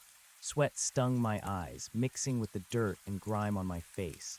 My body was screaming, begging for rest, for surrender. But my mind, though frayed and exhausted, refused to give in. The map, crumpled in my pocket, offered a vague sense of direction, but navigation in this dense, unblazed forest was a nightmare. The canopy was so thick that the bruised, purplish-black light of the meadows, night barely penetrated, leaving me in perpetual gloom. I had to rely on the faint glow filtering through the trees to give me some sense of the sky, of a general direction. After what felt like an eternity, I stumbled upon a faint, overgrown path. It was barely discernible, choked with brush and fallen branches, but it was there. A logging trail, exactly as the map had indicated. A surge of relief, potent and welcome, washed over me. This might just be our salvation. The trail, though rough, was undeniably easier than hacking through the unbroken wilderness. The ground was firmer, flatter, and the occasional clearing offered a momentary glimpse of the bruised sky. I increased my pace slightly, a desperate energy coursing through my veins. Every step brought us further from the cursed meadow, further from the lingering whispers and the colossal heartbeat. Hours passed, or what I perceived as hours. In this place, time was a fluid, terrifying thing. My analog watch, the last anchor to reality, was still ticking, showing a progression that felt wildly out of sync with my internal clock. It had been early morning when I left the meadow, perhaps 3 a.m. Now it read something like 7 a.m., 4 hours, but my body felt like I had been moving for a full day, perhaps longer. The temporal distortion, even outside the meadow's direct influence, seemed to have taken its toll on my internal sense of time. The thought of the catatonic man's 3 weeks compressed into an hour and a half gnawed at me. How much of my time had been stolen? How many days had passed in the real world since I entered the meadow? The uncertainty was a torment, a slow erosion of my sanity. As I struggled onward, the sky began to lighten properly. Not the sickly green glow of the meadow, but a true grayish-blue dawn filtering through the branches above. The forest came alive with the faint sounds of waking birds, a welcome, normal symphony after the alien silence of the meadow. But even these natural sounds felt distorted, amplified, unsettling. My senses were still hyper-alert, still strained, still attuned to the impossible. I forced myself to drink from the water bottle, the cool liquid a shock to my parched throat. I needed food, but had none. My vision was starting to tunnel, my legs were shaking uncontrollably, and my head still throbbed with a dull, persistent ache. I realized I needed to read more of the journal. The man's experience, his descent into madness, might hold clues, warnings, anything that could help me.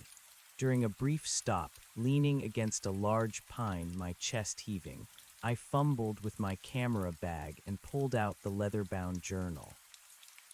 The pages were brittle, stained with dirt and what might have been blood. His handwriting grew increasingly frantic, the words often overlapping, trailing off into gibberish. I flipped past the early, more legible entries, searching for the later, more desperate ones. The whispers, they are words now. Not words I know, but I feel their meaning. They speak of hunger, not for flesh, for time. They consume it, they feed on it. I feel it draining from me, like a slow bleed. My watch, it screams. My phone, it dies. They want my time. They want all of it. I see them. The shadow man, the vine man. They are sentinels, yes, but not just guardians. They are harvesters. They funnel the energy. The orb, it hums. It sings a song of entropy. It draws the past into the present, swallows the future. I am fading. I am becoming a memory. No, I must fight. I must escape. This fissure, I found it. It is weak. It is a tear, a way out, but they know they will follow. My blood ran cold. Harvesters, they fed on time. This wasn't just a temporal anomaly. It was a conscious, predatory process. The orb was the machine, and the sentinels were its agents, hurting their victims, drawing them in, draining them. The man's words echoed my own terrifying realization, giving voice to the unspoken horrors that had clawed at the edges of my sanity. They see me, they taste time. It hurts, it hurts. The last legible line. The words of a man driven to the brink, his mind consumed by the alien horror. I looked at the catatonic man on my back, his vacant eyes, his unresponsive face. He was a living testament to the journal's terrifying truth. A new wave of fear, cold and sharp, washed over me. They will follow. Had they? Were the lingering whispers just an echo, or was there something else, something unseen, trailing us, tasting our diminishing time? The sun, a pale, watery disk, finally broke through the eastern canopy, casting long, fractured shadows across the forest floor. It was a beautiful sight, a beacon of hope, but my mind was too clouded with dread to fully appreciate it. The light felt weak, almost illusory, compared to the raw, pulsating energy of the meadow. I continued my agonizing trek, the man's weight a constant, crushing burden. The logging trail, once a source of hope, began to peter out, becoming fainter, more overgrown. I was losing it, losing the trail, losing my strength, losing my mind. My vision began to blur again, not just from exhaustion, but from something else, something insidious. The trees around me seemed to shift, their branches twisting into strange, unnatural forms. The shadows deepened, writhed, almost taking on fleeting, indistinct shapes at the periphery of my vision. Was it paranoia, hallucination, or were the sentinels truly following, their presence subtly distorting reality even here, outside their direct domain? I stumbled again, falling to one knee, the backpack digging painfully into my shoulders. The man's body shifted, and a groan, faint and guttural, escaped his lips. My heart leaped into my throat. Had he woken up? I twisted my head, trying to see his face. His eyes were still vacant, his mouth slightly agape, but a thin trickle of dark fluid, almost black, oozed from the corner of his lips. It wasn't blood. It was too thick, too dark. It looked like tar or crude oil. A fresh wave of revulsion and fear washed over me. What was happening to him? Was the meadow still consuming him, even now? Was it leaving him to slowly decay, his life force, his time still being siphoned away? I pushed myself back up, a desperate strength surging through me. I had to get him out, now, before whatever was happening to him happened to me too. I pressed on, faster now, ignoring the pain, ignoring the exhaustion, ignoring the increasing distortions in my vision. The trail was almost gone, swallowed by dense brush. I was breaking through thickets, pushing through thorny vines, desperate to find a clearer path. My clothes were in tatters, my skin a roadmap of scratches and cuts, bleeding freely.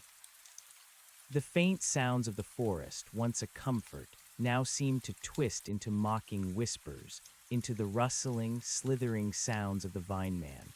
I heard distant thumps, like the colossal heartbeat of the meadow, even though I knew I was miles away. My mind was breaking. Then, through a sudden break in the trees, I saw it. A road. Not the narrow logging road I'd parked on, but a wider, paved road, albeit old and cracked, covered in moss and encroaching weeds. It was a two-lane highway, winding through the wilderness, long abandoned but undeniably man-made. Civilization, a way out. A cry of raw, primal relief tore from my throat. I staggered forward, almost falling, and burst out of the tree line onto the cracked asphalt. The relief was so intense, so overwhelming, that my knees finally gave out. I collapsed onto the road, gasping, the man still strapped to my back, his face pressed against my neck. I lay there for a long moment, simply breathing, letting the sheer exhaustion wash over me. The road was real. The sun was real. The sounds of the forest, though still unsettling, were receding, replaced by the faint, distant hum of traffic. Or was that just my imagination? Slowly, painfully, I disentangled myself from the man, letting him gently slide off my back onto the cracked pavement beside me. He lay there, still and silent, the black fluid still trickling from his lips. I knelt beside him, checking his pulse, my fingers trembling. It was there, faint but steady. He was still alive. I looked down the road in both directions.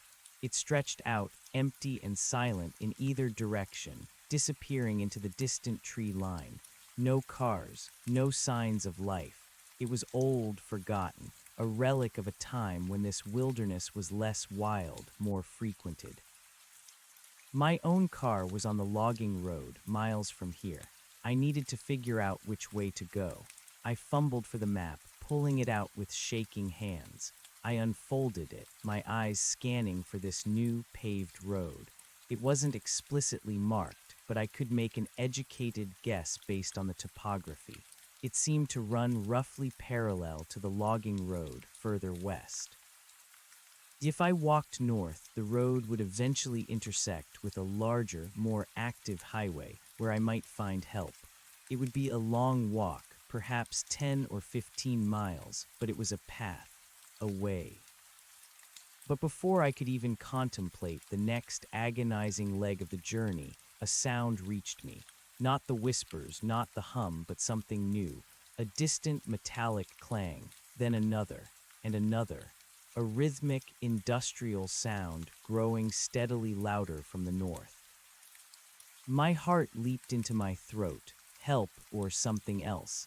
After the horrors of the meadow, I was primed for terror, not rescue.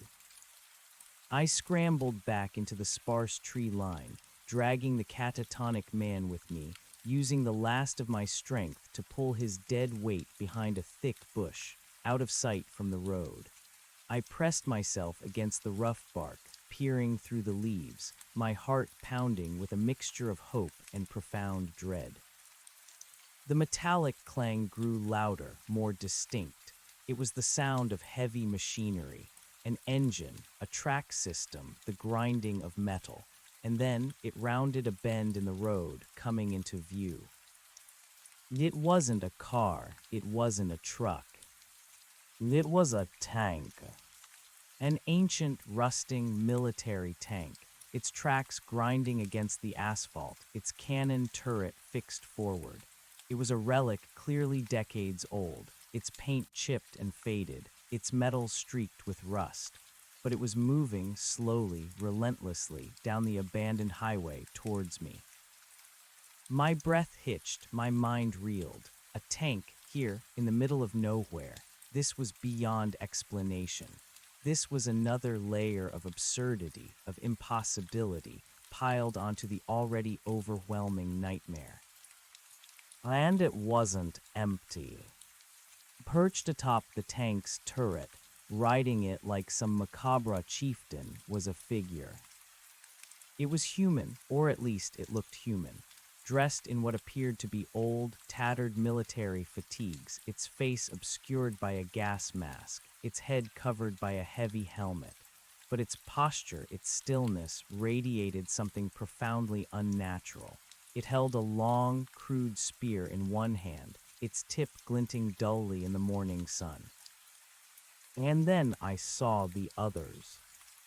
Behind the tank, walking in a ragged, shambling procession, were more figures, dozens of them, all dressed in similar tattered military gear, all wearing gas masks, all moving with a slow, uneven gait. They were like automatons, like puppets on invisible strings, marching in grim silence down the abandoned road. Their rifles, slung over their shoulders, looked equally ancient and rusted. My blood ran cold. This wasn't a rescue party. This was something else. Something terrifyingly organized, terrifyingly alien, despite their human appearance. Their silence, their coordinated movement, the antique equipment, it all pointed to a reality far stranger than any cult or reclusive militia. As they drew closer, I noticed details that sent fresh waves of revulsion through me. Their fatigues were not just tattered, they were grown onto their bodies, fused with their skin like some grotesque fungal growth. Their exposed hands, visible beneath the torn sleeves, were not human. They were gnarled, covered in thick, black bark-like skin, with long, twisted fingers that ended in blunt, claw-like nails. And from the seams of their gas masks, I could see glimpses of dull, ruby-red light pulsing from where their eyes should be, just like the Vine Man's sentinel. These weren't humans in gas masks. These were them, or extensions of them, the sentinels, the harvesters. Whatever they were, they had taken on a new, horrifying form, adapted for the outside world. They were here. They had followed. The air around them shimmered faintly, subtly like the heat haze in the meadow, a localized distortion. And with it, a faint, rustling whisper, a low, slithering chorus emanating from the procession. Not the deep, guttural hum of the meadow's heart, but the insistent, predatory murmuring of the Vine Man. They were searching, they were hunting, and I, with my catatonic burden, was their prey. My mind raced, frantic, desperate. This road, this symbol of escape, was now another trap. I had stumbled out of the frying pan and into a new, even more terrifying fire. What did they want? The journal's words echoed. They taste time. They want all of it. They weren't just guarding the meadow. They were expanding its influence, extending their reach. The tank slowly rumbled past my hiding spot, followed by the silent, shambling procession. Their heads were mostly turned towards the road, but occasionally one would tilt its head slightly, its ruby eyes seeming to scan the tree line, as if sensing my presence, searching for a trace of the temporal energy they craved. I held my breath, pressing myself deeper into the damp earth, trying to make myself invisible. The catatonic man lay beside me, his dark fluid still trickling, oblivious to the monstrous parade passing just yards away. His backpack, still strapped to his body, was a grotesque, inert bundle. The procession seemed endless. More and more figures emerged from the bend in the road, an army of the unnatural, slowly, inexorably marching north. Where were they going? What was their objective? I risked a glance at my analog watch. It read 7:37 a.m. The sun was higher now, its pale light illuminating the grotesque details of the passing figures. Their movements, though slow, were incredibly precise, almost mechanical. There was no hesitation, no wasted motion, just a relentless, soulless advance. As the last of the figures passed, disappearing around the bend in the road, I slowly, cautiously, released the breath I hadn't realized I was holding. My entire body trembled with a cold, profound terror. They were gone for now. I lay there for a long moment, simply trying to process this new horror. The meadow wasn't just a place. It was an active, expanding entity, spreading its influence, its harvesters venturing out into the world, and I had literally walked into their path. I couldn't go north. The road was compromised. They had come from that direction, and they were heading further north. I had to go south. back the way they had come. It was the only choice. But how far had they come? How far would I have to walk before I was clear of their immediate presence, and what awaited me down that road? My mind was a whirlwind of confusion and despair. The logical world I had known, the world of predictable physics and observable reality, had shattered. I was in a nightmare, a waking horror, and there seemed to be no escape. I had to move. I had to continue my desperate struggle for survival. I couldn't just lie here, waiting for them to return, waiting for them to find me. With immense effort, I pushed myself up, my muscles screaming in protest. I carefully, gently, maneuvered the catatonic man back into position, pulling the backpack straps over my aching shoulders. The weight felt even heavier now, a crushing burden that threatened to break me. I looked down the deserted road south. It stretched, empty and silent, into the hazy distance, disappearing into the dense forest. No sound of distant traffic this way, no promise of immediate help, just the long, winding, treacherous path ahead. The faint, rustling whispers still lingered in the air, a testament to the recent passage of the harvesters. The pervasive cold had not lessened. My head still throbbed, a dull, relentless pressure. But now, overlaid with all of that, was a chilling sense of urgency, a primal need to escape this new, expanding threat. I took a deep, shuddering breath, trying to steady my trembling limbs. I had to keep going, for him, for me, for the slender hope that there was still a world, a sane world, to return to. I began to walk slowly, painfully, my feet dragging on the cracked asphalt, my eyes darting from side to side, scanning the tree line, expecting, dreading, the return of the masked figures, the grinding of the tank's tracks. Every shadow seemed to writhe, every rustle of leaves in the forest seemed to contain a hidden menace. The sun climbed higher, warming the air slightly, but I felt no comfort. The heat only seemed to exacerbate the faint, metallic scent that still clung to me, a sickly reminder of the meadow. The landscape was beautiful, a vibrant, lush forest, but my eyes saw only danger, only the potential for another horror to emerge from the shadows. I reached for the water bottle, taking another desperate swallow. The water was lukewarm, stale, but it provided a momentary relief to my parched throat. My tongue felt thick and swollen. As I walked, the silence of the abandoned road pressed in on me. It was too quiet, too still. Even the birds seemed to have fallen silent, perhaps sensing the unnatural presence that had passed or that still lingered. The lingering whispers, the faint hum, the distant throb, they were my constant companions, eroding my sanity, making me doubt every perception. My mind, stretched to its breaking point, began to conjure images. The shadowy sentinel, its impossibly long arm raised, pointing at me. The vine man, its ruby eyes pulsing. The colossal orb, firing its terrifying beam into the bruised sky. They were seared into my memory, indelible, horrifying. I focused on the map, trying to use the landmarks, a river, a small lake, a distinctive hill to orient myself. The road I was on seemed to meander endlessly, winding through the dense wilderness. It felt like I was moving through a dream, a surreal landscape where reality bent and twisted to fit the nightmare. After what felt like another few hours of agonizing progress, the road began a long, gentle descent. I could see the road stretching far ahead, still empty, still silent. Hope, thin and fragile, flickered within me.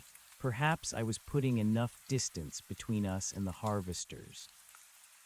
But then, as I rounded a long, sweeping curve, I saw it. Something lying in the middle of the road. My heart leaped into my throat. I stopped, my legs trembling, fear gripping me with an icy hand. I couldn't make out what it was from this distance, but it was large, dark, and utterly still. I considered turning back, hiding in the trees, waiting, but my desperation, my need to escape, was stronger than my fear. I had to know. I had to push forward. Slowly, cautiously, I continued my approach, dragging the catatonic man, my eyes fixed on the object. As I drew closer, the details became clearer, and a fresh wave of nausea washed over me.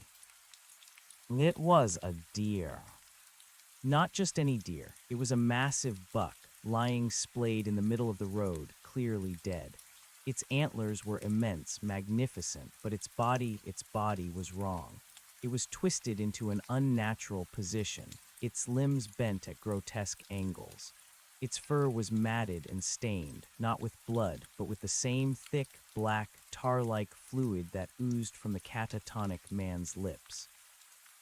And its eyes, its large, liquid eyes were wide and vacant, staring up at the sky, but they held no light, no life. They were dull, opaque, like polished stones.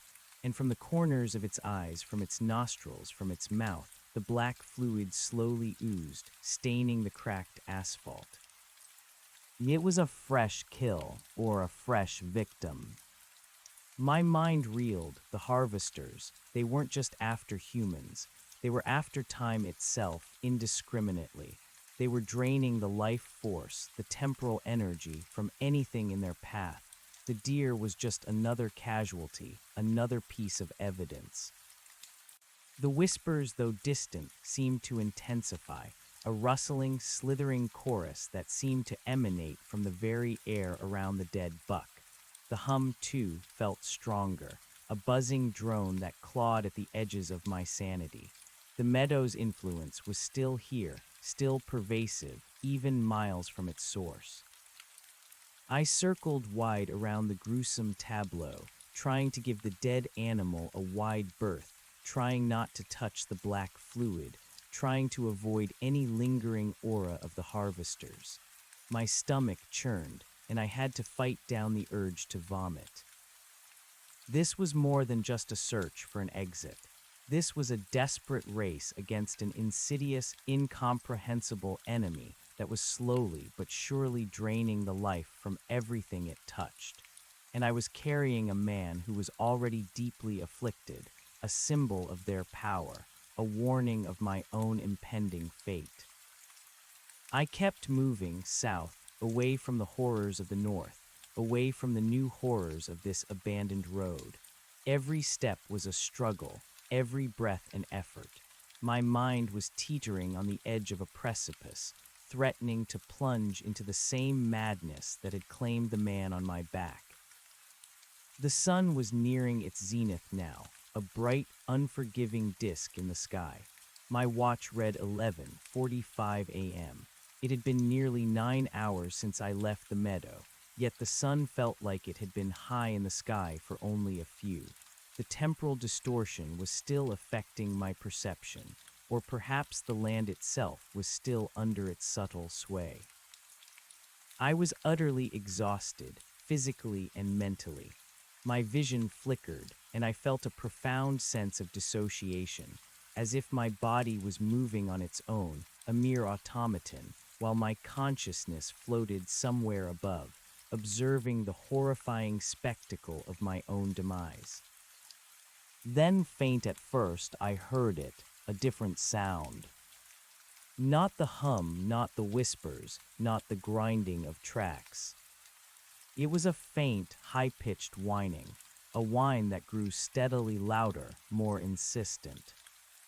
My heart pounded. I stopped, straining my ears, my eyes scanning the sky above the tree line. What now? What new horror awaited me? The whine intensified, becoming a distinct, mechanical roar.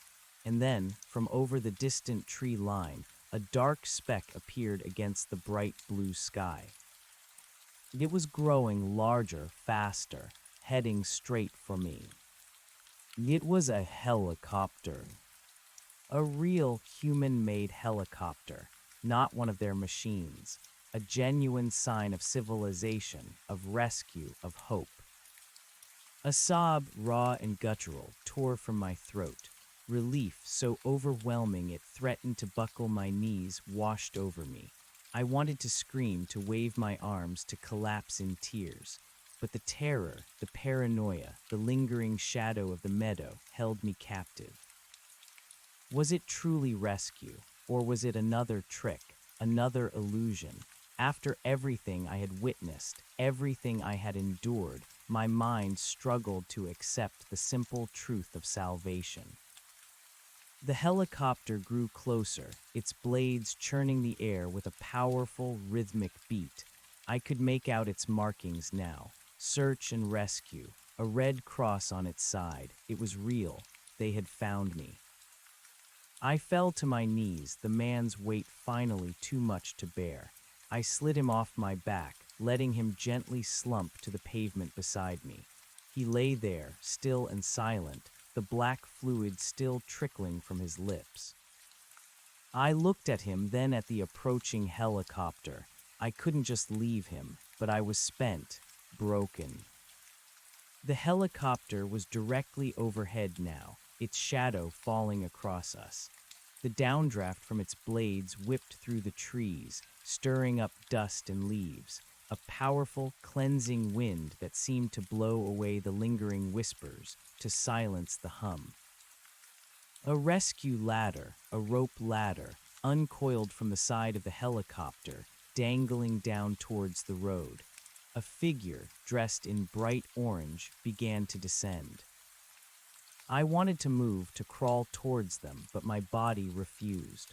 I could only lie there, gasping, my eyes fixed on the descending figure, tears streaming down my dirt-streaked face.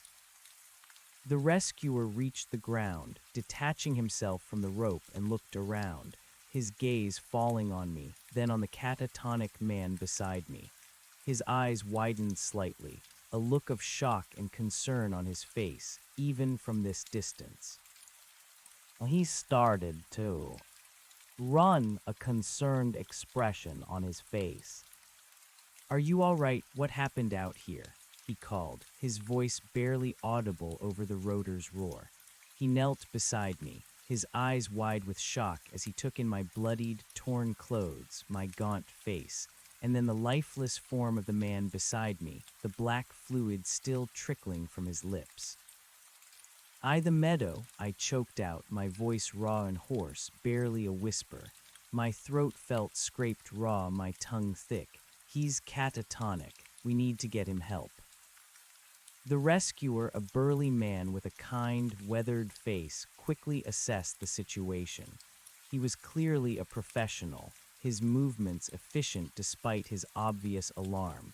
He checked the catatonic man's pulse, then mine, his brow furrowed with concern.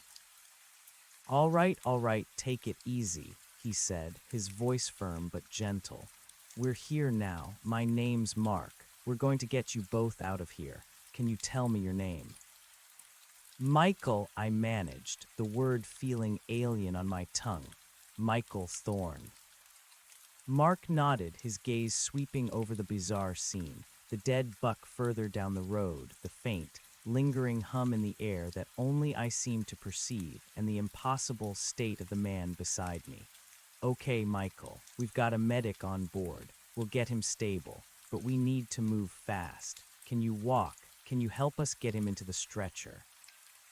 I tried to push myself up, but my muscles screamed in protest, my legs trembling uncontrollably. I don't think so," I admitted, the admission of weakness tasting bitter. "I carried him for miles. My leg, it's injured." Mark's eyes narrowed slightly as he saw the fresh blood seeping through my torn pants leg. "Right, understood. Just try to stay conscious. We'll manage him." He called up to the helicopter, signaling, and a second rescuer began to descend the ladder, carrying a collapsible stretcher and a medical kit. The second rescuer, a younger woman with short, practical hair, quickly reached the ground. She was all business, her gaze practical and sharp. "Medic, reporting for duty," she said, her voice clear and calm, cutting through the chaos.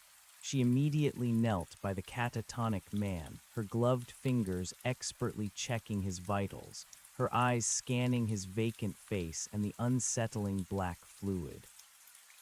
Unresponsive, extremely malnourished, hypothermic, weak pulse, shallow respiration. She rattled off, more to herself than to us, her tone professional.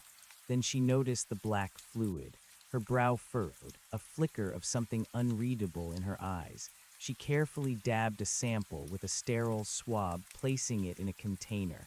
"What is this?" she murmured, more to me than to Mark. I don't know," I stammered, my mind still reeling. He was like this when I found him, in a clearing near a meadow. "Meadow?" Mark asked, looking at me with a skeptical glance. "There's nothing but dense forest for miles around here, Michael." I wanted to explain, to tell them about the whispers, the sentinels, the orb, the harvesters, the stolen time. But the words felt too fantastical, too insane, even to my own ears. How could I articulate a horror that defied all logic, all known reality? They would think I was delusional, suffering from exposure or trauma. They wouldn't believe me. "It's hidden," I said weakly, choosing my words carefully. "Deep in the valley. There was another man. He was a photographer. This man, I think he was there for weeks, trapped." I gestured vaguely at the journal in my bag. He wrote about it. The medic, whose name tag read JNNA, looked at me sharply, a new level of concern in her eyes. "Weeks, sir. Your watch says it's still morning. You're severely disoriented." I looked at my analog watch. It read 11:58 a.m. "No, it's not disorientation, it's real." My voice cracked, the futility of explanation washing over me. Mark, sensing my distress, put a reassuring hand on my shoulder. "Okay, Michael, let's get you both to the hospital. We'll figure out the rest later." He exchanged a look with Jenna. They both seemed to have privately filed my words under trauma-induced delusion, but their priority was clearly medical. Jenna moved with practiced efficiency, unfolding the stretcher. Mark helped her, and together they carefully transferred the catatonic man onto it, securing him with straps. It was a macabre sight, his still form, the black fluid, the duct tape I had used to secure him to his backpack, which Jenna quickly detached and put aside. Once he was secured, Jenna turned her attention to me. "All right, Michael, let's get you loaded. Can you lean on me?" I tried to stand, my legs protesting fiercely, but I managed to push myself up, leaning heavily on Jenna's arm. Every movement sent fresh waves of pain through my body. My head throbbed relentlessly, and the faint hum, the distant whispers, seemed to cling to the edges of my hearing, even over the helicopter's roar. Mark helped guide me to the rope ladder.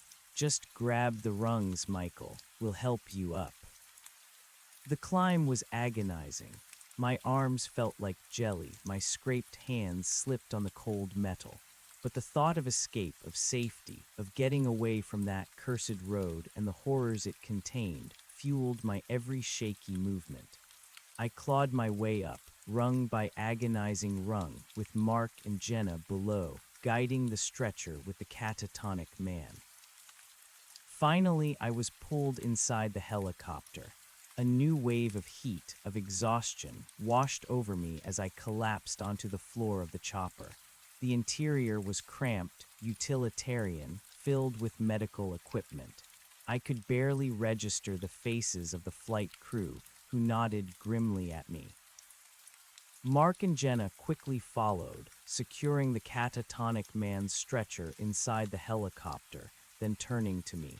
Jenna immediately began to assess my injuries, her fingers gently probing my bleeding leg, inspecting my numerous cuts and scrapes. She applied an antiseptic and bandaged my leg firmly. You've got severe lacerations, likely some muscle damage, extreme exhaustion, dehydration, and probably hypothermia, she stated matter-of-factly.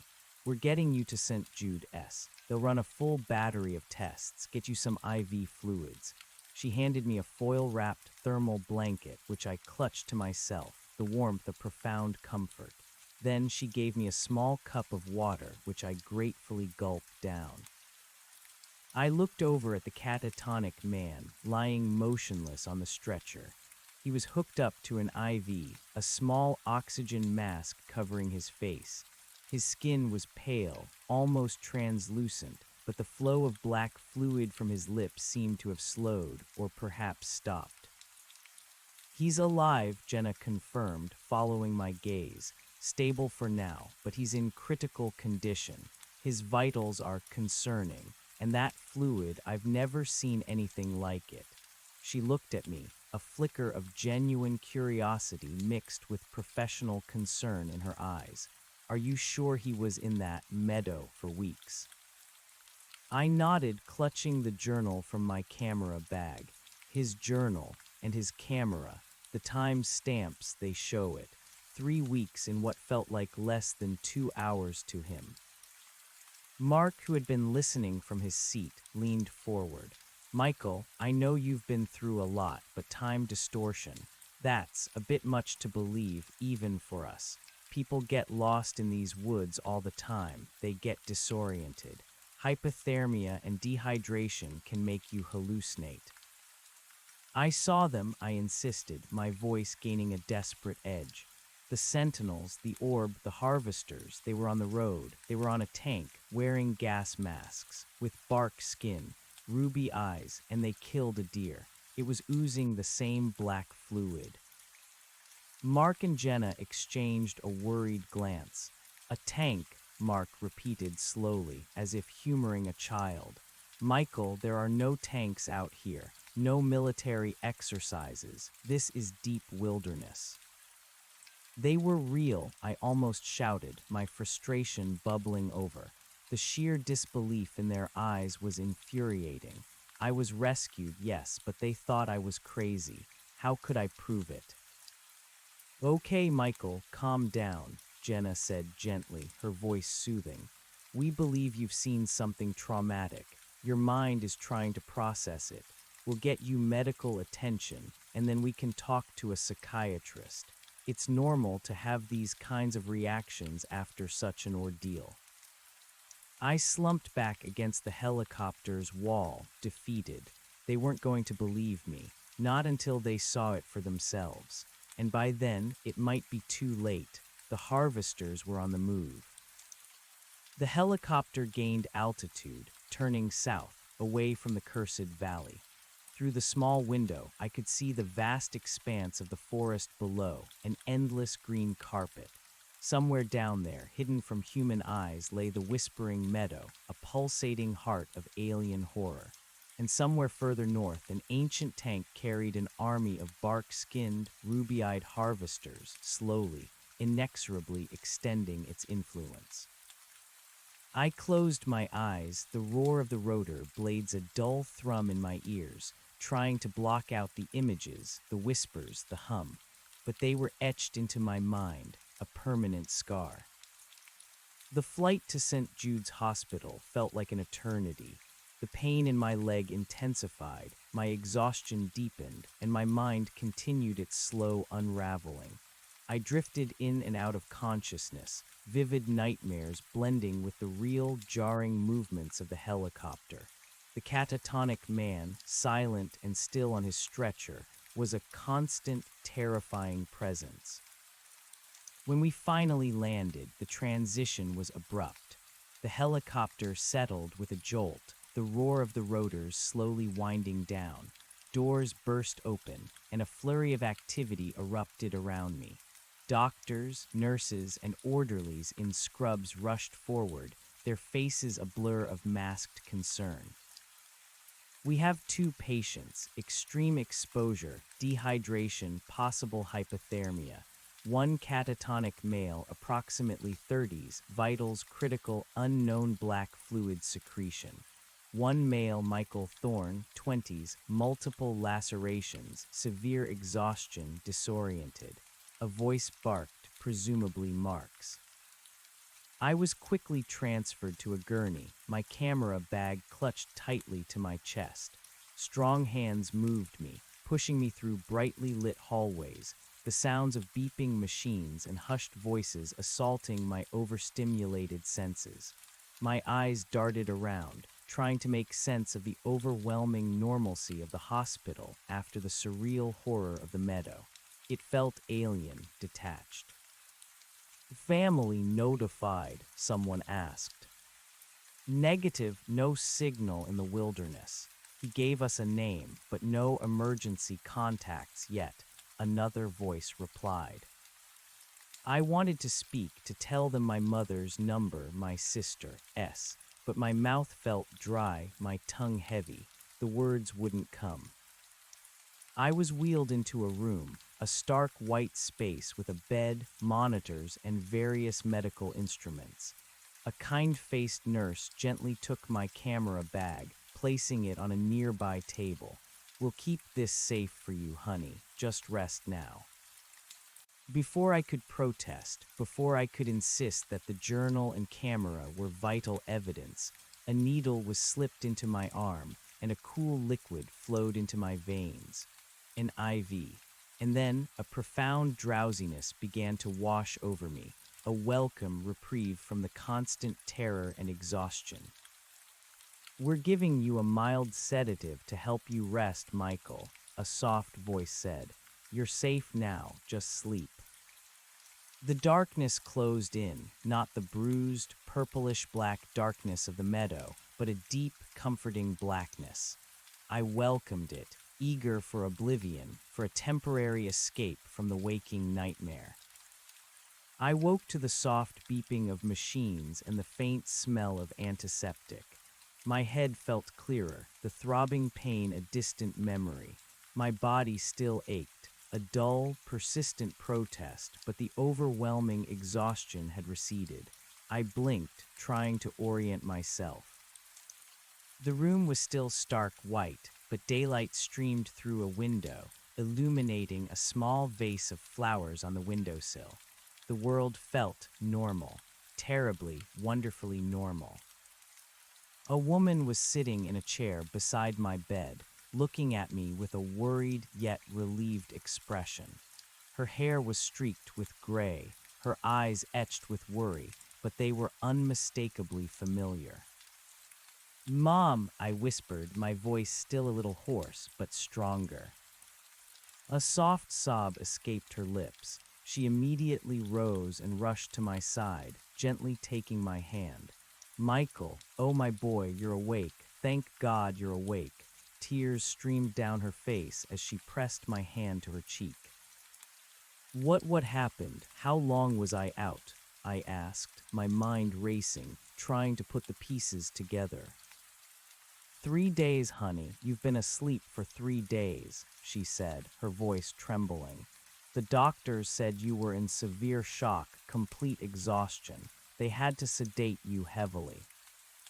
3 days, my internal clock felt utterly warped. It had felt like only a few hours since the helicopter rescue, yet 3 days had passed. And how many had passed since I entered the meadow? The uncertainty was a torment. "My phone, my watch," I started. "Your phone was dead, honey," she said, squeezing my hand. "Your watch, it was still ticking, but the dates on your camera were all scrambled. Your last known contact was a week and a half ago. We were frantic. Search and rescue had almost given up hope." A week and a half. So I had been in the meadow for roughly 3 to 4 days, by my perception, but a week and a half in real time. The catatonic man's 3 weeks compressed into an hour and a half suddenly made chilling sense. The meadow's grip on time was not uniform. It varied. It twisted. "Mom, where's the other man? The one I carried out?" I asked urgently, trying to sit up. "Easy, easy, dear," she said, gently easing me back down. He's still in critical condition in the ICU. They're still running tests. The doctors are baffled by his condition and that black fluid they found. She shuddered. They called in specialists. In my bag, my camera and the journal. Did they find it? I asked, my eyes scanning the room for my belongings. Yes, it's all here, darling, she said, pointing to my bag on the table. The nurses put it there. They said you were clutching it even when you were unconscious. A nurse entered the room then, a cheerful woman with a kind smile. Ah, Mr. Thorne, you're awake. That's wonderful news. How are you feeling? Better, I admitted, the dull ache in my leg a reminder of my ordeal. Where's Mark and Jenna, the rescue crew? They've been checked out and debriefed, the nurse replied. They'll be back to visit later, I'm sure. They were quite worried about you. She took my vitals, checked my IV, and then turned to my mother. He's stable, Mrs. Thorne. He'll need some rest, but he's out of the woods, so to speak. She gave me a sympathetic smile. We have some people who want to talk to you once you're up to it, specialists and some authorities. I knew what that meant. They wanted explanations for my delusions about tanks and bark-skinned men, and for the catatonic man and the black fluid. After the nurse left, my mother sat back down, holding my hand tightly. Michael, what happened out there? You were always so careful. You loved those mountains, but you always respected them. I looked at her, then at my camera bag. I knew I couldn't tell her the full truth, not yet, not without sounding utterly insane. But I had to tell someone. The journal, the camera, they were proof. Mom, I need you to listen to me and not interrupt, I said, my voice serious. And please don't think I've lost my mind. I found something out there, something impossible.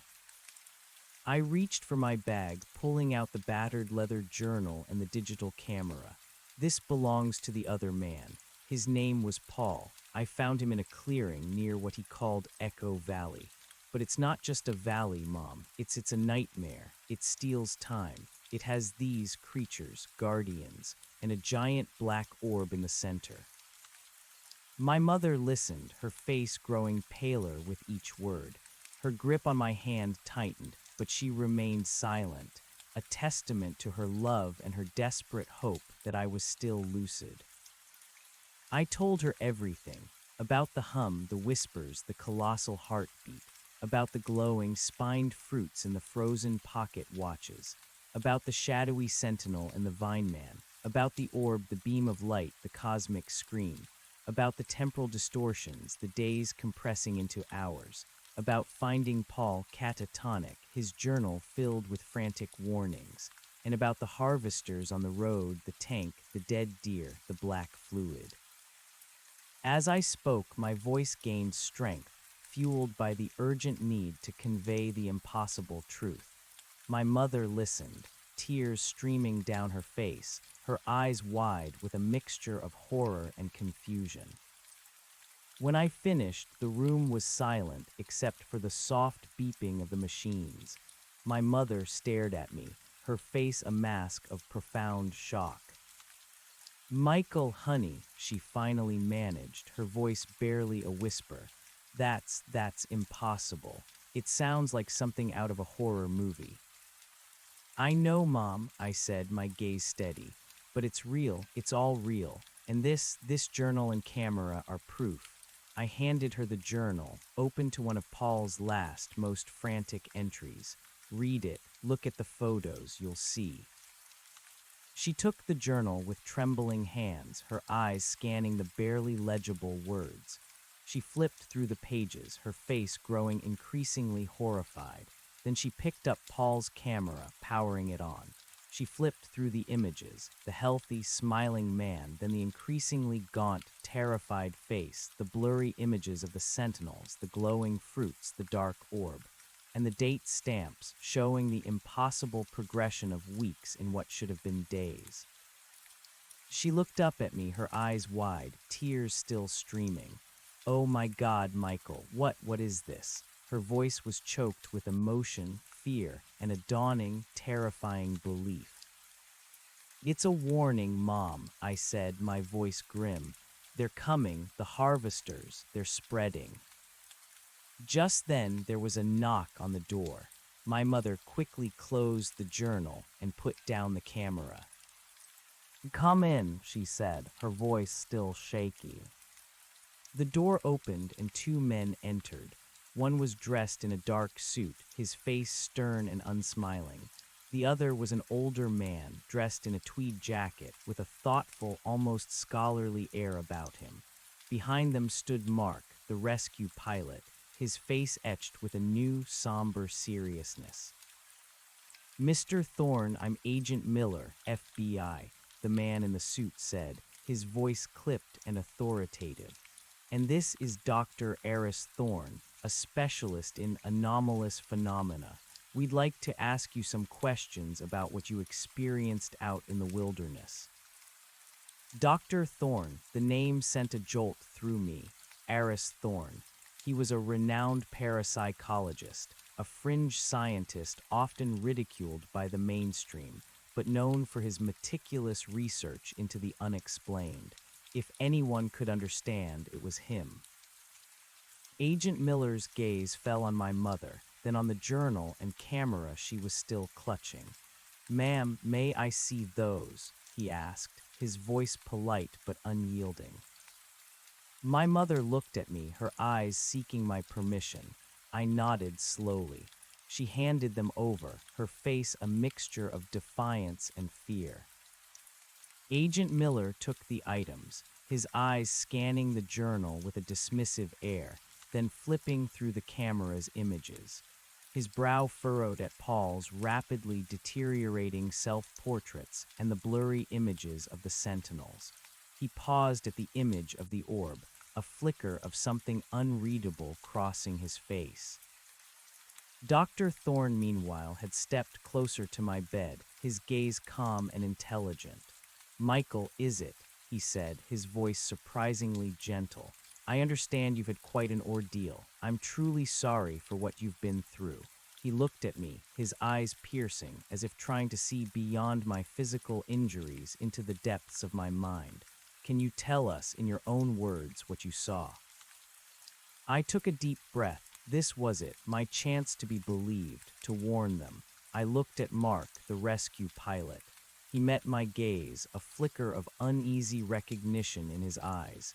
He had seen the black fluid, the catatonic man, the general strangeness. He hadn't dismissed everything entirely. "I was exploring," I began, my voice steady now resolute. "I found a valley, a hidden meadow, but it wasn't just a meadow. It was a machine, an entity. It steals time." I recounted my entire horrifying journey, from the moment I entered the defile, to the whispers, the hum, the colossal heartbeat, the sentinels, the orb, the temporal distortions, the glowing fruits, Paul's grave, my frantic crawl, finding Paul catatonic, the harvesters on the road, the tank, the dead deer, and the black fluid. I left nothing out. The words flowed, precise and clear, imbued with the raw truth of my experience. Agent Miller listened, his expression growing increasingly skeptical, his jaw tight. He kept shaking his head slightly, as if dismissing my words even as I spoke them. But Dr. Thorne listened with an intense, unblinking focus, his eyes never leaving my face. He occasionally scribbled notes in a small pad he pulled from his jacket pocket. Mark, standing by the door, looked increasingly uncomfortable, a strange blend of disbelief and dawning understanding on his face. My mother, beside me, clutched my hand tighter, her support a silent anchor. When I finished, the room was heavy with silence. Agent Miller finally spoke, his voice cold. "Mr. Thorne, we understand you've been through a traumatic event. It's common for people to experience vivid hallucinations after prolonged exposure and severe psychological stress. A giant orb, time-stealing entities, bark-skinned soldiers on a tank, that's quite a story." He gestured dismissively at the journal and camera. While these photos are certainly unusual, and the man you brought in is indeed in an inexplicable catatonic state with an unknown fluid, your narrative strains credulity, even for me. Strains credulity, I shot back, my frustration flaring. Are you saying I imagined it all? That the catatonic man imagined it all? That the black fluid isn't real? That the time stamps on his camera are some kind of elaborate hoax? We're investigating all possibilities, Miller said, his voice chillingly calm, including the possibility of a highly elaborate, drug-induced delusion or even a fabricated story. These mountains are known for reclusive groups, cults, and survivalists. It's not impossible you stumbled into something unique and interpreted it through a lens of extreme stress. Dr. Thorne stepped forward, placing a gentle hand on Miller's arm. Agent, perhaps we should consider the evidence a little more objectively. The patient's symptoms, both Mr. Thorne S. and the other man S., are quite unique. The temporal discrepancies he describes are consistent with certain theoretical models of localized spacetime distortions, however remote the possibility. And the black fluid is currently confounding our best pathologists. Miller sighed, clearly annoyed. With all due respect, doctor, your theoretical models don't usually involve tanks driven by tree people. We're dealing with a missing person case, a severely ill individual, and a potential hoax, not science fiction. He turned back to me, his gaze hardening. Mr. Thorne, do you have any other evidence? Anything that might corroborate your story without sounding like a rejected screenplay? I felt a surge of despair.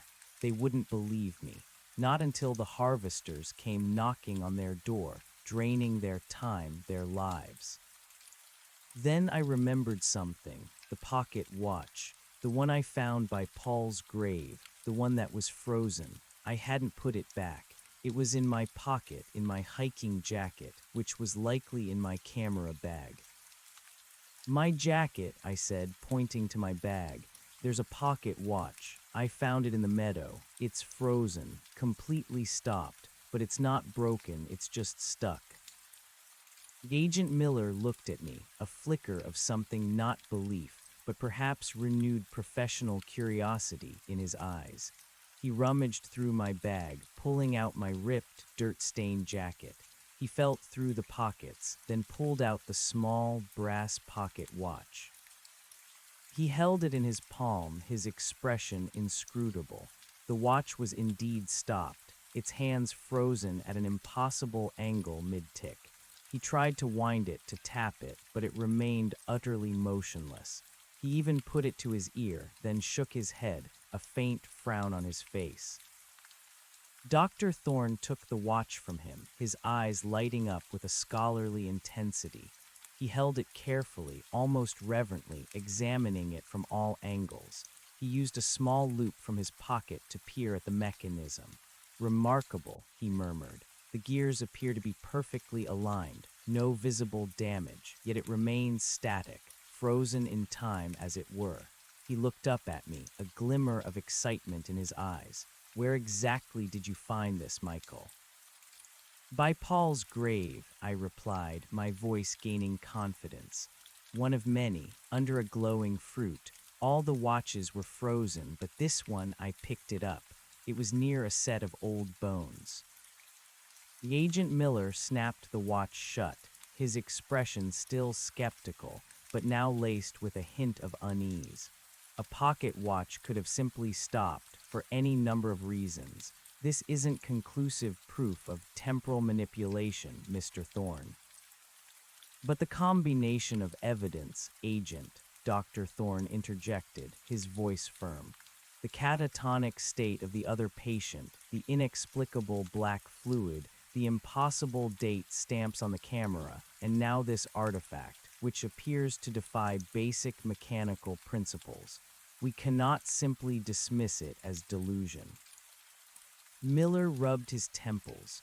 All right, we'll catalog all of it. We'll run more tests on the fluid on the watch. but let's keep this under wraps for now. This kind of information, it could cause a panic. He shot me a warning look. No talking about any of this to the media, Mr. Thorne, or anyone else for that matter. Understand? I nodded, my lips pressed into a thin line. I understood. They wanted to control the narrative. They wanted to contain the impossible. Good, Miller said, then turned to Mark. Pilot, you'll need to submit a full report of your rescue, every detail, and keep quiet about the more unusual aspects. This is a matter of national security now. Mark nodded, a grim expression on his face. He had seen enough, I suspected, to know that something profoundly wrong had happened out there, even if he couldn't fully articulate it. Miller then turned to my mother. Mrs. Thorne, we understand this is difficult. We appreciate your cooperation. We'll keep you updated on your son's condition and the other patient's, but discretion is paramount. My mother simply nodded, her eyes still wide with the horror of my story, but her resolve hardening. She was a mother protecting her son, and she knew the truth. Agent Miller left the room, the journal and camera clutched in his hand, the strange pocket watch now secured in a clear evidence bag. Dr. Thorne lingered for a moment, looking at me with a thoughtful expression.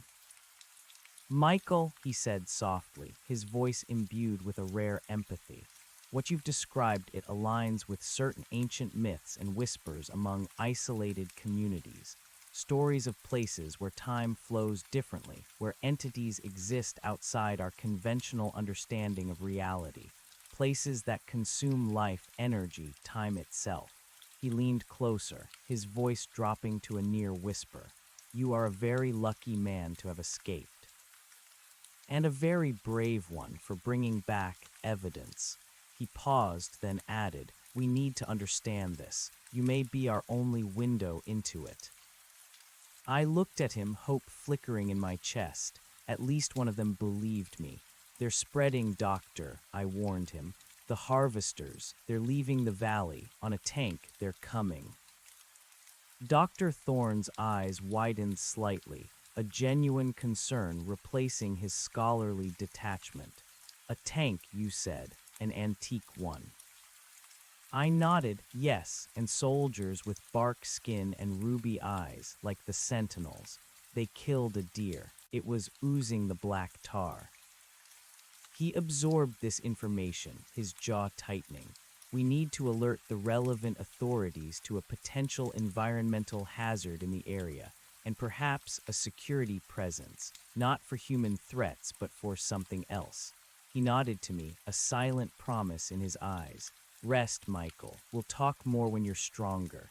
He then left the room, leaving me alone with my mother.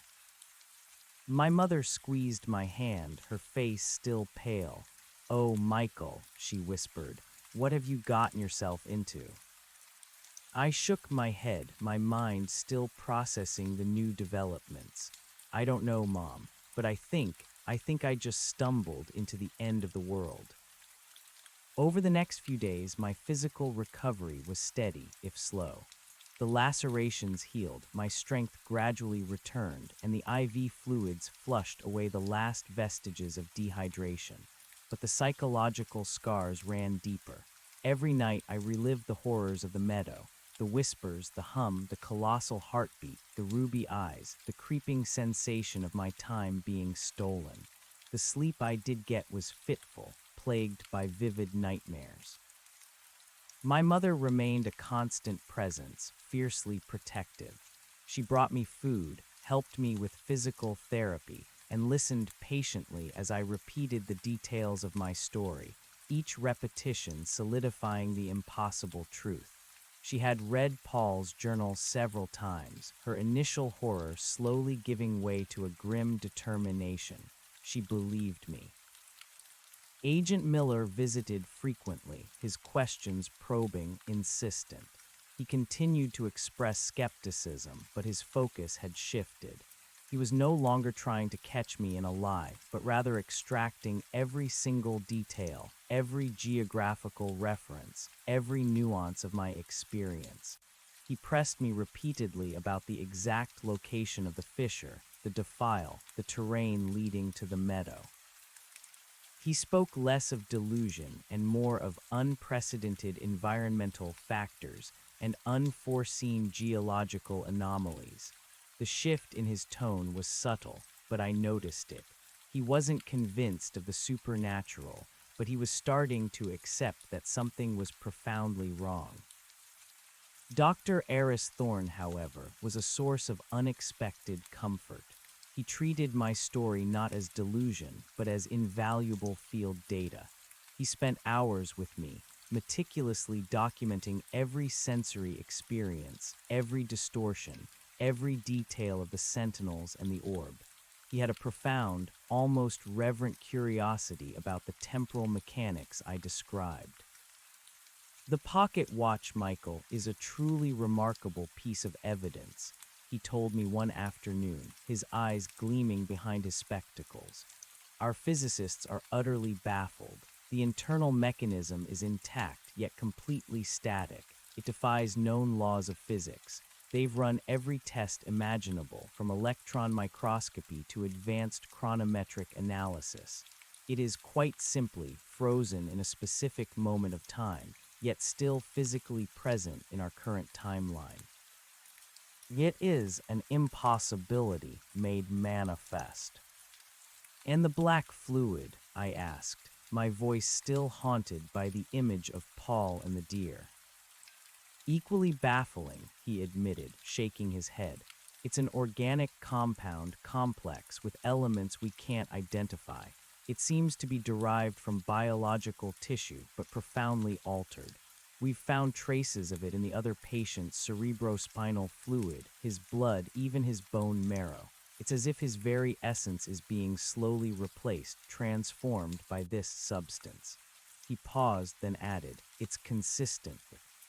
Unknown compound. It's a profound mystery, Michael, but it's clear that whatever affected him, and the deer you described, is systemic, altering the very fabric of their biological existence.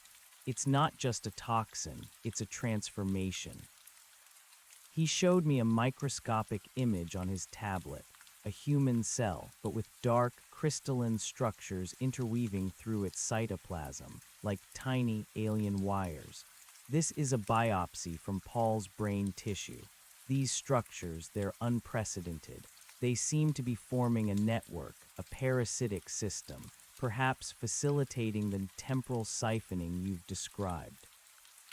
A shiver ran down my spine. Paul wasn't just sick, he was being rewritten, consumed from within. It was a slow, horrifying assimilation. The sentinels, Michael, the vine men, the harvesters, they are clearly biological constructs, adapted, perhaps even grown to serve this entity, Dr. Thorne continued, pacing the small room. They are not just creatures, they are extensions of the meadow itself, its immune system, its harvesters, and the orb, the central processing unit, the heart of it all. He paused, looking at me with a somber expression. Your experience has given us a horrifying glimpse into a reality we were unprepared for. We're not dealing with a natural phenomenon, nor a cult, nor even a conventional alien invasion. We're dealing with a fundamental rupture in our understanding of existence, an entity that predates human civilization, that operates on principles utterly alien to us, and whose sole purpose appears to be the consumption of time. And it's spreading, I reiterated, the warning a constant refrain in my mind. Precisely, Dr. Thorne confirmed, his voice grave. That's the most concerning aspect. The harvesters on the road, the dead deer, it indicates an active outward expansion. Agent Miller's team, while still officially investigating it as a peculiar environmental hazard, has dispatched reconnaissance teams to the region. But they're looking for conventional threats. They're ill-equipped to comprehend what they might encounter. He held up a hand as if to preempt my frustrated reaction. Believe me, Michael, I've tried to impress upon Agent Miller the true nature of this threat. I've shared Paul's journal, your testimony, the data from the watch and the fluid. But the human mind, especially one trained in conventional logic and security protocols, struggles to accept the truly anomalous. They need more, something undeniable, something that forces them to confront the impossibility. Like a tank full of bark-skinned soldiers rolling into a town, I suggested bitterly. Dr. Thorne's expression didn't change. That would certainly get their attention, but at what cost? He then leaned in, his voice dropping. I've been making my own inquiries, Michael, outside of official channels, to a few trusted colleagues who specialize in unconventional defense. We believe that if this entity truly consumes temporal energy, then conventional weapons may be useless. It might even feed on the very forces we throw at it. We need to understand its weakness, its vulnerabilities, and for that, we need more data from the source. I looked at him, a cold dread twisting in my stomach. You want me to go back, don't you? He met my gaze, his eyes unblinking. I know it's an unthinkable request, Michael, after what you've endured, but you are the only one who has returned. You have survived, you have observed, you have adapted. Your very presence seems to have some resilience to its influence, or perhaps you simply outran its immediate reach. And Paul's camera, with its anomalous date stamps, shows that the temporal distortions are not universally applied. There are pockets of lesser influence, areas where the entity's grip is weaker. These are critical clues. My mother, who had been listening in horrified silence, suddenly spoke up. No, absolutely not. Michael is not going back into that hell. He's just gotten out. He's barely recovered. Her voice trembled with fierce maternal protectiveness. Dr. Thorne turned to her, his voice gentle but firm. Mrs. Thorne, I understand your concern. Believe me, I wouldn't even suggest this if the stakes weren't so incredibly high. If what Michael describes is true, this isn't just a localized phenomenon. This could be an existential threat, not just to this region, but to humanity itself. We need to know how to stop it, or at least contain it, before it's too late. Michael has an unparalleled understanding of its nature, its environment. He is, however reluctantly, our expert. But he's just a regular man, not a soldier, not a scientist. My mother protested, tears welling in her eyes. And that paradoxically may be his greatest asset, Dr. Thorne replied. He observed without preconception. He survived through instinct. He navigated its environment, and crucially, he returned. We, with all our technology and training, would likely be overwhelmed, or worse, consumed without his guidance. I listened to them, a storm raging inside me. Fear, revulsion, the primal urge to run and never look back, but also a growing sense of responsibility, a chilling understanding of the enormity of the threat. I had seen it, I had survived it, and now I knew what it was capable of. Could I truly stand by and do nothing as it spread, devouring time, devouring life?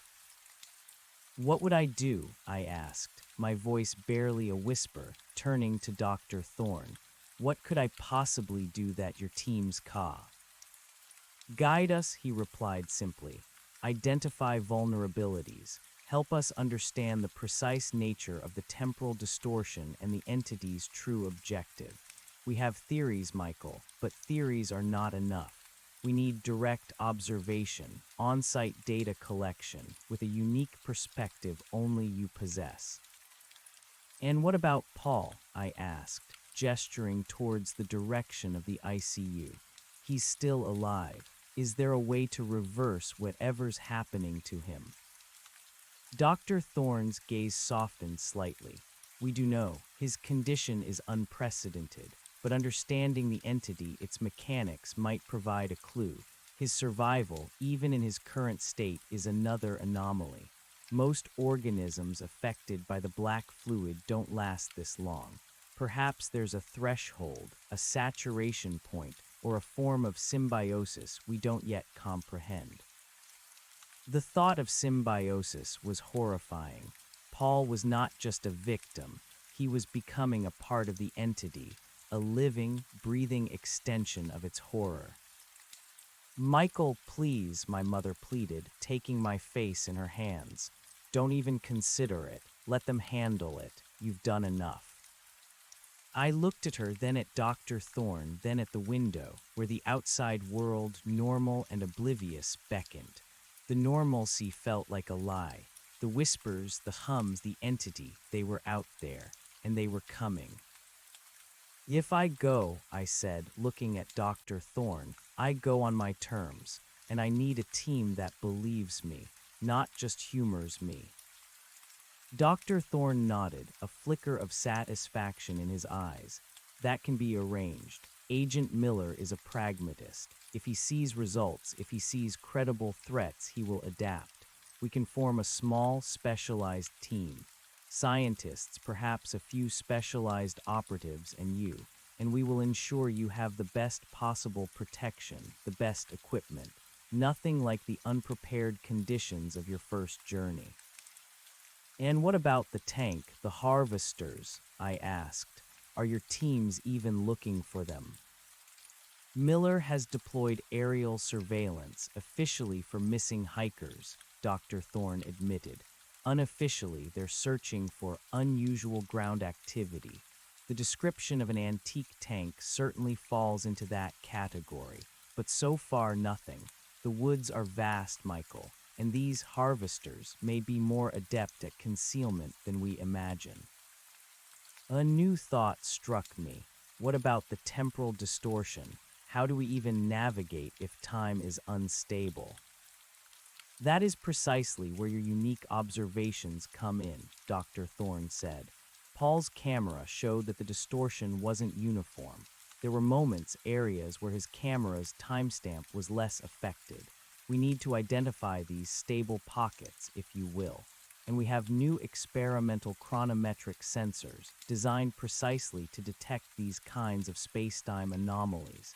They could act as a sort of temporal compass, guiding us through the shifting landscape.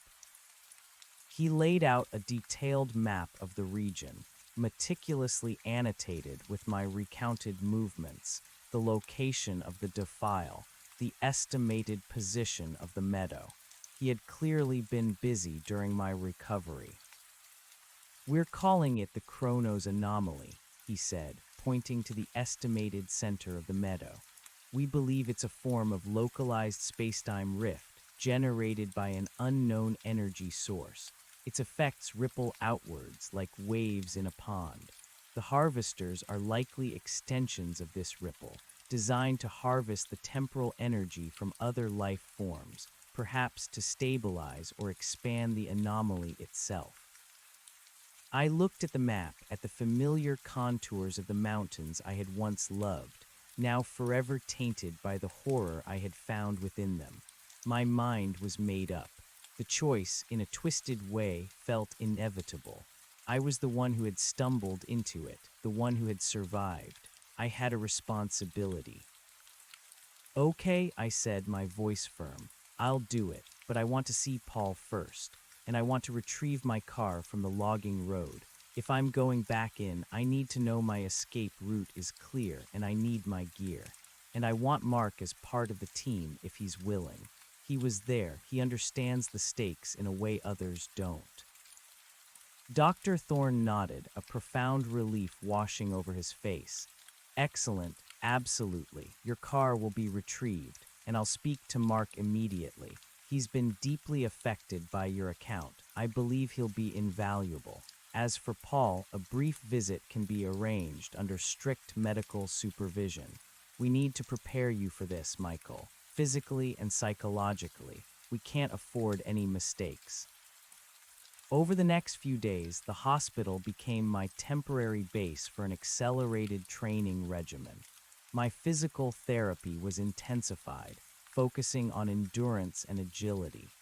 I was outfitted with specialized gear, rugged, lightweight clothing, durable hiking boots, and a cutting-edge communication system that connected me directly to Dr. Thorne's temporary command center, established discreetly within the hospital.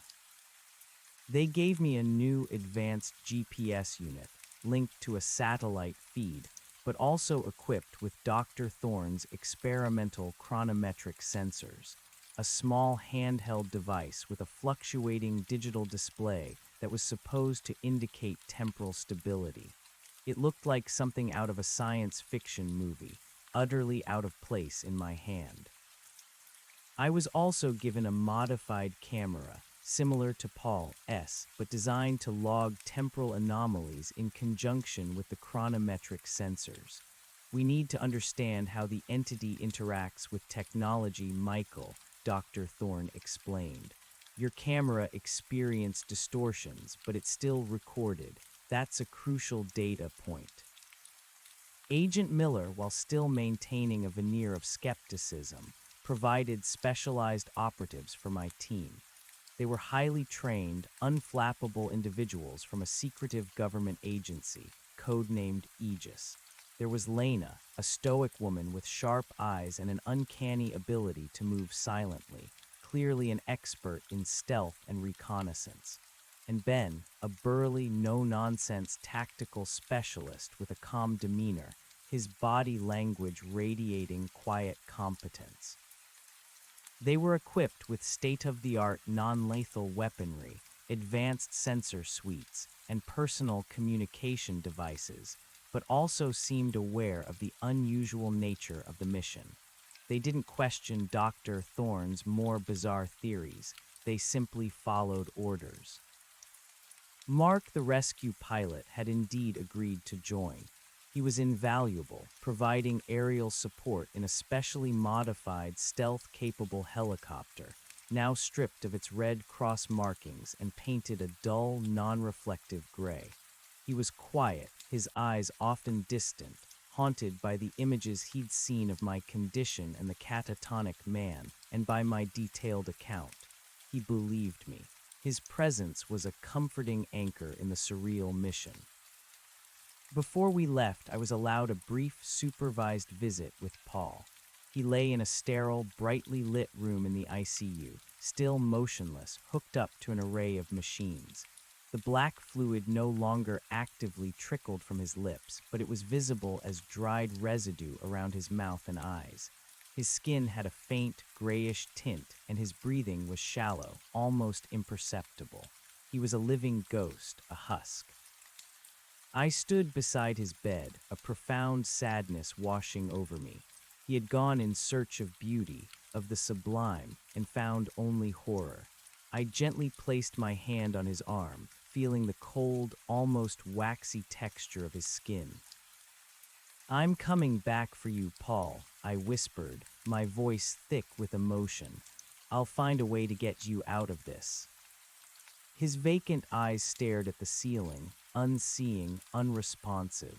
But as I pulled my hand away, I imagined, for a fleeting second, a faint tremor in his fingers.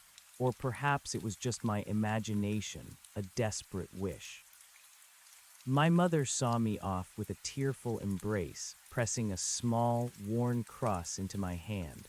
"Be careful, Michael. Please come back to me." "I will, Mom," I promised, clutching the cross. "I will." Our base camp was established miles from the defile, a temporary, camouflaged structure hidden deep within the forest, reachable only by Mark's helicopter. It was a hub of sophisticated equipment, monitoring stations, communication arrays, and a small medical bay. The plan was simple, yet terrifying. We would hike to the defile, navigate the valley, and try to reach the periphery of the Whispering Meadow. My role was to guide, to identify landmarks, to interpret the temporal shifts, and to provide direct observations. Lena and Ben were my guardians, my escorts, and my data collectors. Mark would maintain aerial surveillance, ready for immediate extraction or support. Doctor. Thorn would remain at base camp, analyzing the real-time data streaming from our sensors. Remember, Michael, Dr. Thorn had emphasized in our final briefing. The priority is information. We are not there to engage, not to confront, unless absolutely necessary. If you encounter the harvesters, disengage immediately. Your life and the data you gather are paramount. The first few days of the operation were eerily quiet. We moved cautiously through the dense forest, equipped with specialized gear that allowed us to move silently.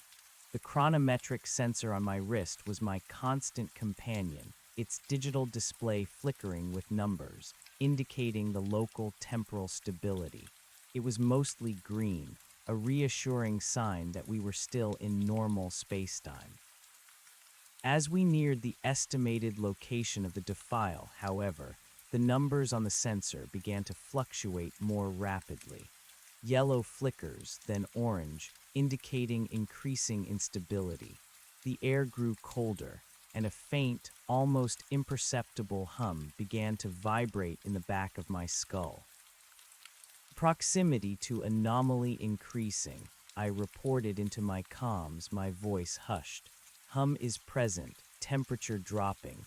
Chronometric readings are unstable.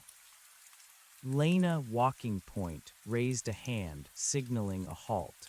Ben immediately moved to cover, his non-lethal energy rifle held at the ready.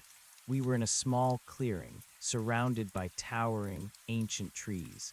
The air was thick with the scent of damp earth and pine. Visual on target, Lena whispered into her comms. The defile, exactly as described. Through a narrow gap in the trees, I saw it, the familiar, ominous cleft in the earth, shrouded in mist, the entrance to the nightmare. My heart pounded, a mix of dread and grim determination. I was back. We cautiously approached the defile, the chronometric sensor now flashing an alarming orange. The hum was more pronounced, a low, guttural vibration that resonated deep within my chest.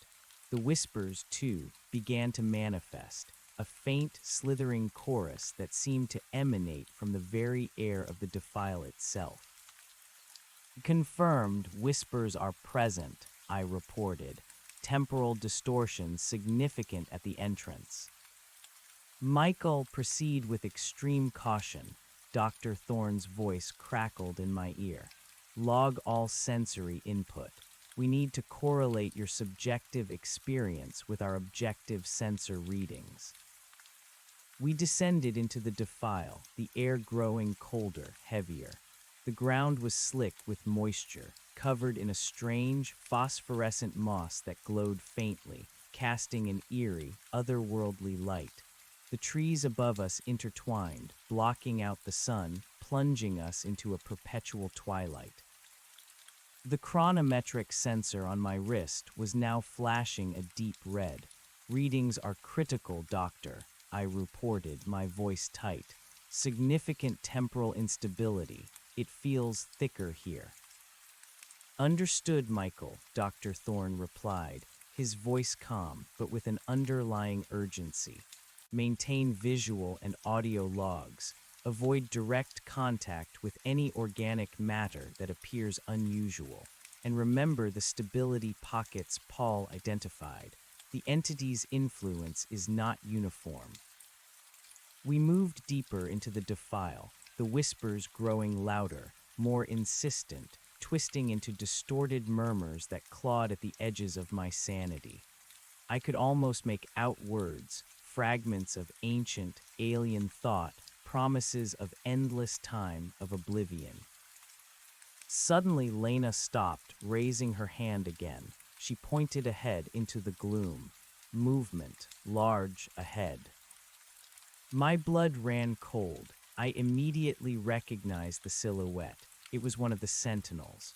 Towering, spined, its impossibly long arms hanging limp. Its ruby eyes pulsed faintly in the gloom, like distant, malevolent stars. It stood perfectly still, observing, waiting. Sentinel visual, I whispered, my voice barely audible. Same as before, stationary. Do not engage, Dr. Thorne's voice was firm. Circumvent if possible. We need to identify its patrol patterns, its sensory capabilities. We moved slowly, stealthily, using the rocks and strange growths for cover, trying to give the sentinel a wide berth. Its gaze seemed fixed, unblinking, yet I felt an icy prickle on my skin, as if it could somehow sense our presence. As we crept past, the chronometric sensor suddenly flickered to green. Wait, I whispered, stopping abruptly. The sensor, it's stable here. Look. I pointed to the display. It was a small, alcove-like depression in the rock wall, shrouded by particularly thick, glowing moss. The hum and whispers seemed to recede slightly in this specific spot. Lena and Ben exchanged a look. A stable pocket, Ben murmured. It aligns with Paul's journal entries, I confirmed. He mentioned areas where the pressure was less, where he could think more clearly. Excellent, Michael, Dr. Thorne's voice crackled. Log the exact coordinates of that pocket. This is invaluable data. We need to understand what creates these zones of stability. We continued our cautious advance, moving from one point of cover to another, the chronometric sensor dancing between red and orange, occasionally flickering green in a stable pocket. The air grew thicker, heavier, saturated with the temporal distortion. My head began to throb again, a dull, familiar pressure behind my eyes. Then we heard it, the colossal heartbeat, a deep, resonant thrumming that shook the very ground beneath our feet, a slow, rhythmic pulse that echoed through the defile, growing steadily louder. Heartbeat detected, I reported, my voice tight. Getting closer, we're nearing the meadow. Michael, keep your eye on the objective, Dr. Thorne instructed. We need to get to the periphery, establish a sensor array, and observe the orb. Remember the harvesters. They are a primary concern.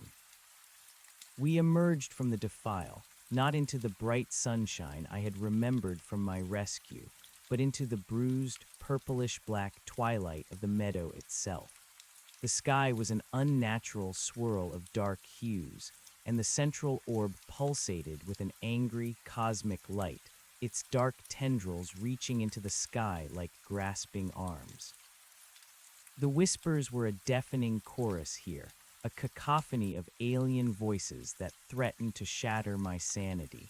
The hum was a pervasive drone, vibrating through every cell of my body, and the heartbeat was now a visceral, physical force, a rhythmic blow that assaulted my chest. The meadow was even more terrifying than I remembered. The ground was covered in the black, fibrous growth, studded with the glowing, spined fruits. Skeletal trees, their branches twisted into grotesque shapes, clawed at the unnatural sky. And everywhere in the distance, I could see the shadowy forms of the sentinels, standing guard, their ruby eyes scanning the landscape. We're on the edge of the meadow, I reported, my voice strained.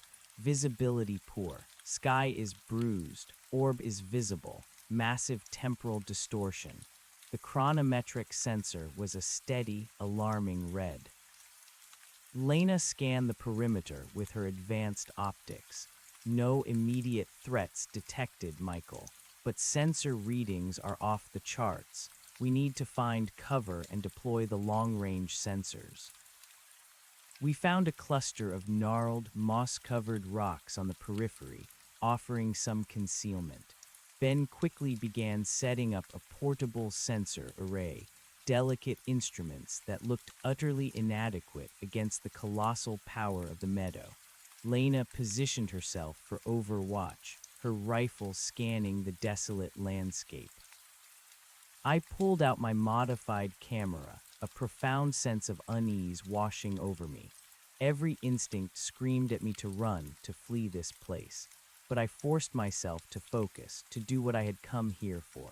I began taking photos, not just of the general landscape, but specifically targeting the orb, the sentinels, the strange growths, trying to capture the nuances of their appearance, the subtle shifts in the unnatural light.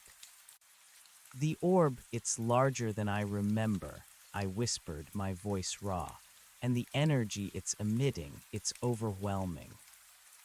Our energy readings confirm an unprecedented output.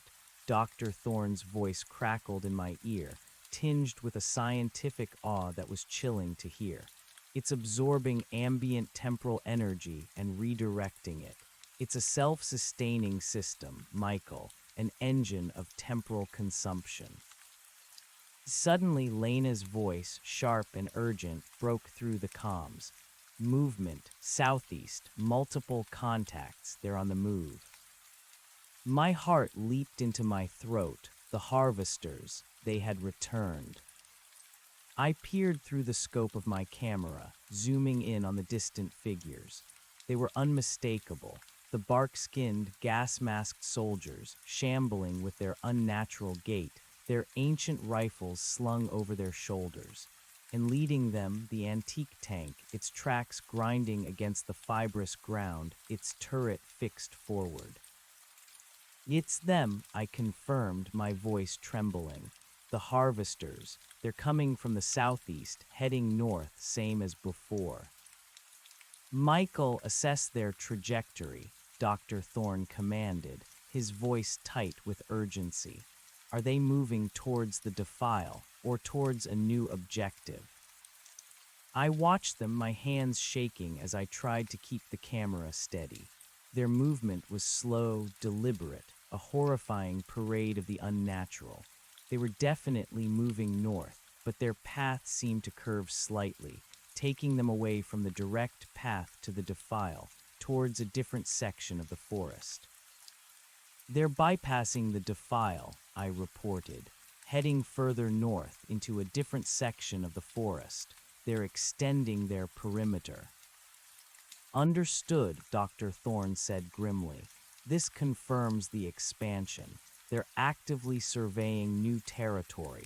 We need to identify their destination, their objective. Ben finished setting up the sensor array, securing the last connection. Sensors active, Doctor, streaming real-time data. Excellent, Michael, Lena, Ben. We need to gather as much data as possible on their movement and behavior. But do not engage. Prioritize stealth and disengagement if they approach too closely. We watched the procession, a terrifying spectacle against the bruised sky of the meadow. They seemed utterly silent, save for the grinding of the tank, a stark contrast to the overwhelming whispers and hum of the meadow. It was as if they were a focused, autonomous unit, moving with a singular, alien purpose. Then one of them, a figure walking near the tank, suddenly stopped. Its head tilted slightly. Its ruby eyes, even from this distance, seemed to glow brighter, as if sensing something. It turned its head slowly, scanning the tree line, its movements unnervingly precise, mechanical. An icy wave of fear washed over me. Had it seen us? Could it detect us, even from this distance, even with our camouflaged positions? Contact is aware, Lena whispered, her voice tense. One of them is scanning our position. Hold absolutely still, Ben instructed, his voice low and steady. Don't move a muscle. We froze, pressing ourselves against the rocks, trying to become invisible. My heart hammered against my ribs, a frantic drum against the colossal heartbeat of the meadow. The whispers seemed to intensify, mocking, insidious. The harvester remained still for a long moment, its head cocked, its ruby eyes scanning.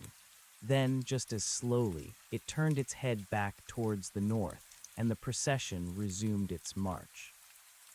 A collective sigh of relief, silent but profound, passed through our team. We had been spared for now. It sensed something, I whispered, shaken.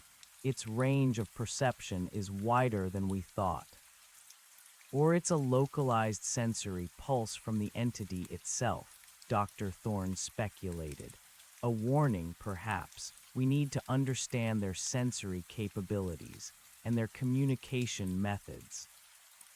We continued to observe the harvesters until they disappeared into the northern forest, their distant forms fading into the gloom. Once they were out of sight, we slowly, cautiously, packed up our short-range sensors. Mission successful for Phase 1, Dr. Thorne announced, his voice sounding a little more relaxed.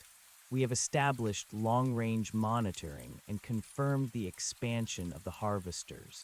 Now, we need to move to a new vantage point to track their trajectory and identify their new perimeter. The next few days were a blur of cautious movements, stealthy observations, and a growing sense of urgency. We moved from the defile, bypassing the most unstable areas, tracking the harvesters' general movement north. It became clear that they were establishing a new boundary, extending the reach of the anomaly. They were not just wandering, they were terraforming, subtly altering the landscape, preparing it for the meadow's eventual expansion. We found more evidence of their passage: trees with bark-like fungal growths on their trunks, patches of earth stained with the black fluid, small animals lying dead, their bodies twisted and oozing the familiar tar.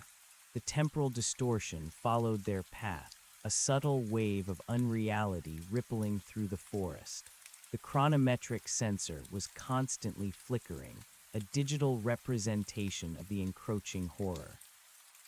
My role became increasingly crucial. My ability to perceive the subtle shifts in the hum, the nuances of the whispers, and the changes in the air's quality allowed us to navigate more safely, to identify zones of increasing danger. I could almost feel the entity's presence, its silent, creeping expansion, like a growing shadow on the world. One afternoon, while tracking a new patrol route of the harvesters, we stumbled upon a small, isolated cabin hidden deep in a forgotten clearing. It was old, clearly abandoned for decades, its wooden walls crumbling, its roof sagging. But its presence here, miles from any established roads, was a stark reminder of human encroachment into this wilderness. "Hold," Lena whispered, raising a hand. "Possible structure ahead, unknown origin." We approached cautiously, our weapons ready. The cabin was utterly silent, overgrown with moss and vines. The chronometric sensor on my wrist was flickering amber, an unsettling sign. "Temporal signature around the cabin is fluctuating," I reported. "It feels strange. Not as intense as the meadow, but definitely distorted." As we drew closer, I noticed something odd. The weeds around the cabin, particularly a patch near the porch, were unnaturally vibrant, almost glowing with an inner luminescence. And scattered among them were small, metallic objects, glinting in the dappled sunlight. "Michael, observe the area around the cabin," Dr. Thorne's voice instructed. "Any signs of recent activity, any unusual organic growths." I moved forward, my eyes scanning the ground. Then I saw it. More of the glowing, spined fruits, smaller than those in the meadow, but unmistakable. And among them, dozens of small, personal items: pocket watches, rings, old coins, even a few rusted pieces of jewelry, all seemingly pulled from various eras, and all showing signs of the temporal distortion, some frozen like Paul's watch, others unnaturally corroded or strangely pristine despite their apparent age. "Doctor, it's like a mini meadow here," I whispered, a profound unease settling over me. Glowing fruits, frozen artifacts, temporal distortion. It's like a smaller node, a localized manifestation. "A secondary nexus," Dr. Thorne murmured, his voice filled with scientific fascination. This is a critical discovery, Michael. It suggests the entity can establish smaller, localized points of influence, not just expand from the central meadow. This is how it seeds its influence. Just then, Lena gave a low whistle, pointing to the cabin's dilapidated porch. Look. Propped against the cabin wall, almost hidden by the overgrown vines, was an ancient, rusted rifle, and beside it, a figure. It was a man, or what was left of him. He was seated, his back against the wall, his head bowed. His clothes were ancient, tattered leather and homespun fabric, clearly from another era. But what truly sent a shiver down my spine was his skin. It was gnarled, covered in thick, black bark-like growths, and from the empty sockets of his eyes, a faint, dull ruby-red light pulsed.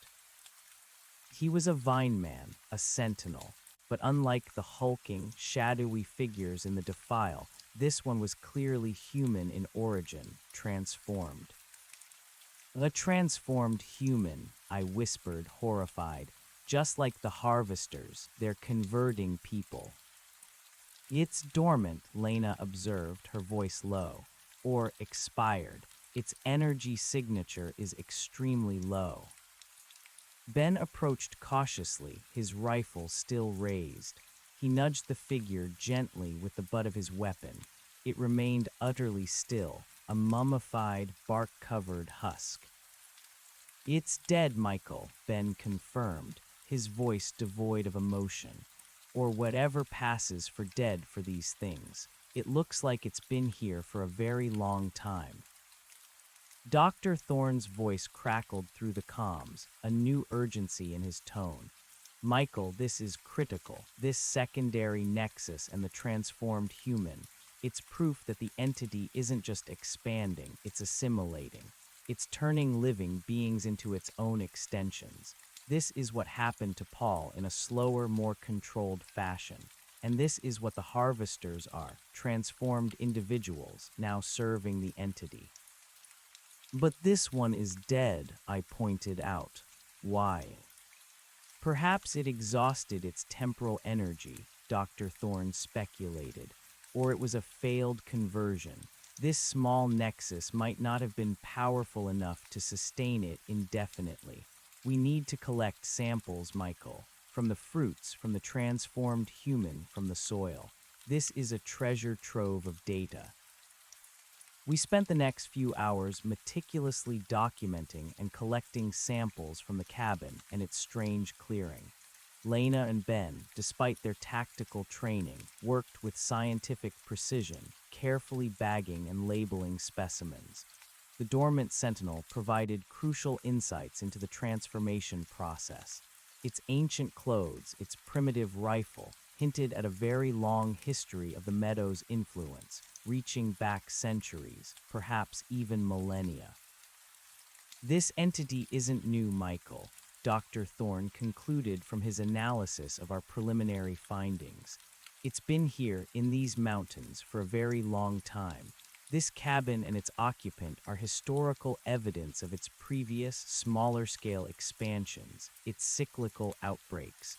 Your father's warnings about the mountain being alive, they weren't just folklore. The implications were chilling. This wasn't a sudden emergence. This was a reawakening, an accelerated expansion of an ancient horror. As the sun began to set, casting long, eerie shadows through the forest, we packed up our samples. The chronometric sensor around the cabin was still fluctuating, but the overall feeling of temporal distortion seemed to have lessened after our intervention, as if disrupting the nexus had weakened its hold. Just as we were preparing to leave, Lena suddenly held up a hand. Hold, movement, fast, multiple contacts. My heart leaped into my throat. This was different. Her voice was urgent, her body language tense. "What is it?" I whispered, straining my ears. "Not harvesters," she replied, her eyes scanning the tree line. too fast, and they're smaller, non-humanoid. Then I heard it, a rustling, scuttling sound, hundreds of tiny footsteps growing rapidly approaching their position. What are they? Ben hissed, his voice taut, raising his energy rifle. Lena dropped into a low crouch, her eyes narrowed, scanning the undergrowth. Too small for harvesters, too quick, some kind of scouting or defensive organism. Then they burst from the foliage. They were small, perhaps the size of a large dog, but moved with unnerving speed and agility. Their bodies were composed of the same black, fibrous material as the meadow's growth, resembling grotesque, multi-limbed insects. 4 spindly, segmented legs propelled them across the forest floor with a chitinous scuttling sound, while 2 shorter, thicker forelimbs ended in razor-sharp, obsidian-like claws. Their heads were small, triangular, with a single, large ruby-red eye that glowed with a predatory intelligence. They moved in a swarming mass, hundreds of them, their collective scuttling a horrifying symphony that rapidly filled the clearing. "Scuttlers," I exclaimed, remembering Paul's frantic notes. He mentioned them, they're fast. Acknowledged, Michael. Dr. Thorne's voice was urgent in my ear. New organism confirmed. Avoid direct contact. These appear to be an active defensive measure for the Nexus. The first wave of scuttlers reached the perimeter of the cabin, their clawed forelimbs tearing at the soil, at the glowing moss, as if agitated by our presence and our disturbance of their territory. Their ruby eyes fixated on us, gleaming with malevolent intent. "Non-lethal only," Lena commanded, her voice sharp as she raised her weapon. "Maintain formation. Michael, stay behind us." Ben unleashed a burst from his energy rifle. The weapon emitted a high-pitched hum, and a wave of concentrated sonic energy slammed into the leading scuttlers. The creatures shrieked, a high-pitched, chitinous whine, and were thrown backwards, tumbling over each other. Some lay twitching, momentarily disoriented, but others quickly righted themselves, their ruby eyes glowing brighter with renewed aggression. Lena followed up with her own weapon, firing what appeared to be small, glowing nets. The nets unfurled in midair, wrapping around several scuttlers, entangling their spindly limbs. The creatures thrashed violently, struggling against the glowing filaments, their claws tearing at the traps, but they were held fast. "They're surprisingly resilient," Ben grunted, firing another sonic blast. "And there are too many of them." The swarm was encircling us, their scuttling now a deafening roar. They were fearless, driven by a singular instinctive purpose to eliminate the intruders. One particularly bold scuttler leaped towards Ben, claws extended. Ben met it with a swift, powerful kick, sending it spiraling into the trees, but another immediately took its place, darting in low. "Back to the cabin," Lena yelled, pivoting and firing another net. "Use the structure for cover." We retreated quickly, backing into the dilapidated cabin. The wooden walls groaned under the impact of scuttlers trying to climb them, their claws scraping against the decaying timber. The air inside the cabin was thick with the dust and the metallic scent of their strange bodies. "Dr. Thorne, we are engaged," I reported, my voice strained. "Swarm of insectoid creatures, extremely aggressive, large numbers. They're trying to breach the cabin." "Understood, Michael." Dr. Thorne's voice was filled with a palpable tension. "Mark, any visual on their location? Can you provide suppressive fire or extraction?" "Negative, Doctor," Mark's voice crackled from the comms, tinged with frustration. "The canopy is too thick. I can't get a clear line of sight without exposing myself to extreme risk, and they're too small for me to target effectively anyway. My systems are also detecting high energy fluctuations in your immediate vicinity, making precision impossible.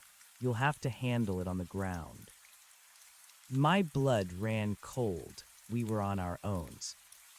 They're trying to get through the windows, Ben yelled, firing a sonic blast at a cluster of scuttlers attempting to squeeze through a broken pane. The creatures shrieked, their bodies momentarily disoriented before they renewed their assault. Lena pulled out a handful of small metallic spheres. Flashbangs, temporarily blind them. Ben, suppressive fire. Michael, keep your head down. She tossed the spheres through the windows and the gaping holes in the walls. They detonated with a blinding flash and a sharp crack that momentarily stunned me even inside the cabin. Outside, the scuttlers recoiled, their ruby eyes flickering erratically. Their scuttling faltered for a moment, giving us a brief respite. "It won't last," Lena said, reloading her net launcher. "They'll adapt quickly. We need to fall back. We have the samples. Staying here is pointless." "But where do we go?" I asked, glancing at the swarming mass just beyond the cabin's precarious walls. "They're everywhere." "We create a distraction," Ben said grimly, reaching for a larger cylindrical device on his belt. "This is a sonic emitter. It should draw their attention away from our retreat route." He set the device on the floor, aimed it at the far side of the clearing, and activated it. A piercing, oscillating shriek erupted from the emitter, a sound designed to confuse and disorient any biological entity. The scuttlers, already recovering from the flashbangs, immediately reacted to the new sound. Their ruby eyes darted towards the emitter, and their swarm, with unnerving speed, began to shift its focus, rushing towards the source of the irritating noise. "Now," Lena yelled, "move northwest, keep low." We burst from the cabin, moving in a tight formation, Ben covering our rear, Lena leading point. The scuttlers were still distracted by the emitter, but their collective ruby eyes were beginning to register our movement. A few broke off from the main swarm, darting towards us, their high-pitched chirps growing louder. Ben spun, unleashing a concentrated sonic burst that vaporized one of the creatures mid-leap. It disintegrated into a puff of black ash, leaving a faint, acrid smell in the air. "They're surprisingly vulnerable to direct energy projection," Ben grunted, "but we're on limited power." We sprinted through the dense undergrowth, Lena navigating with uncanny speed and precision, finding gaps and natural cover that I would have missed. The forest here was slightly less distorted, the chronometric sensor on my wrist showing flickering amber, allowing for slightly clearer thought and movement. The chase was relentless. The scuttlers, driven by an alien hive mind, pursued us with unwavering determination. Their speed was terrifying, their numbers overwhelming. We could hear them crashing through the undergrowth behind us, their chitinous scuttling a constant, horrifying soundtrack to our desperate retreat. "Mark, do you have eyes on us yet?" Lena gasped into her comms, her breath coming in ragged gasps. "Negative, Lena. Still too much interference. Your heat signatures are jumping all over the place. I'm trying to get a better angle, but the tree cover is dense." Just as despair began to creep in, a new sound cut through the forest. The familiar rhythmic thrum of Mark's helicopter, closer this time. "I've got a narrow gap," Mark's voice was urgent. "I'm going to attempt a low pass. Get ready for a hot extraction, Michael." Lena, Ben, suppressive fire.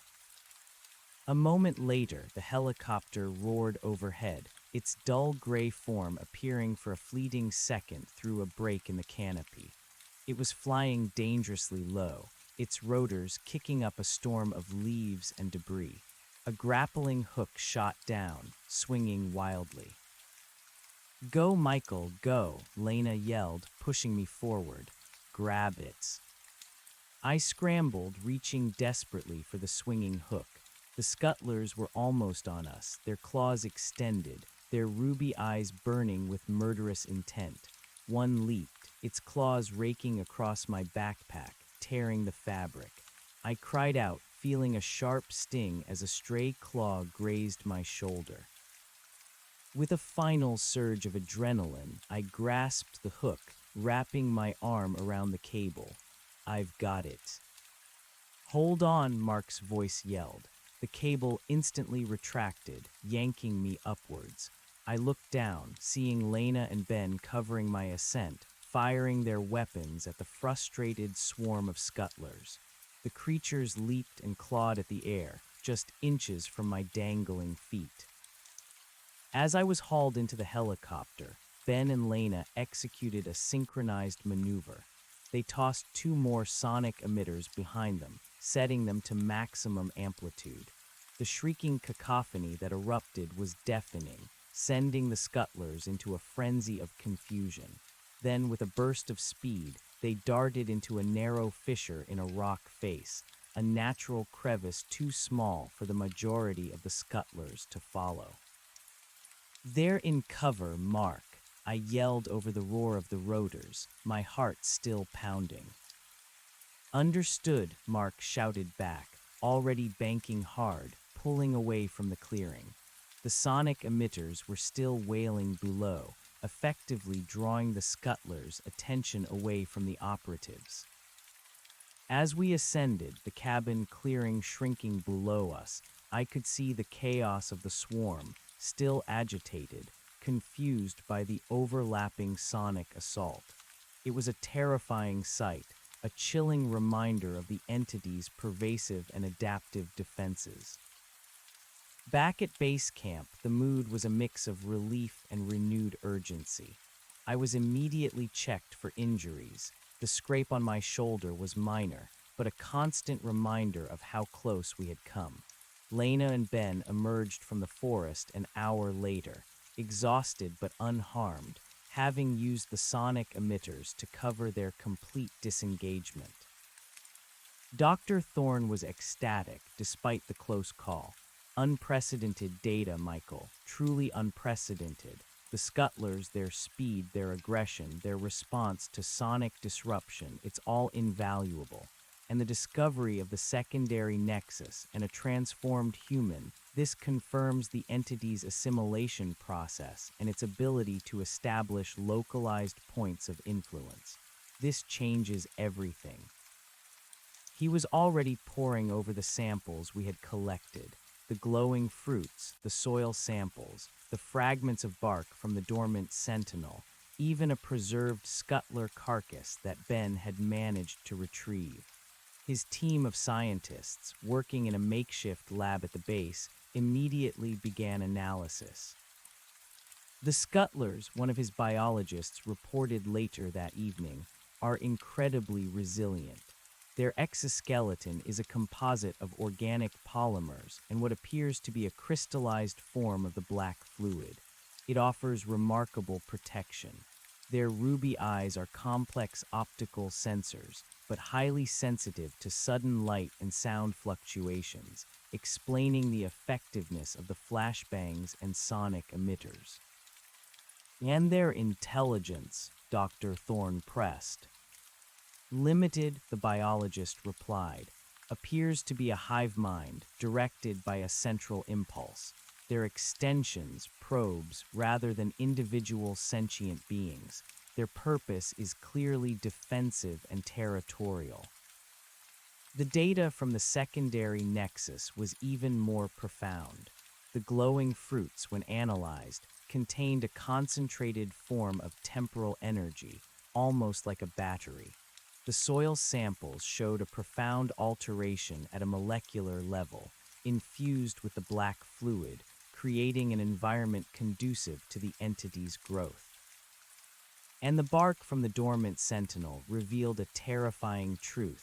It was human flesh, completely transformed, not just covered, but fundamentally rewritten into an organic, crystalline structure. The process was irreversible.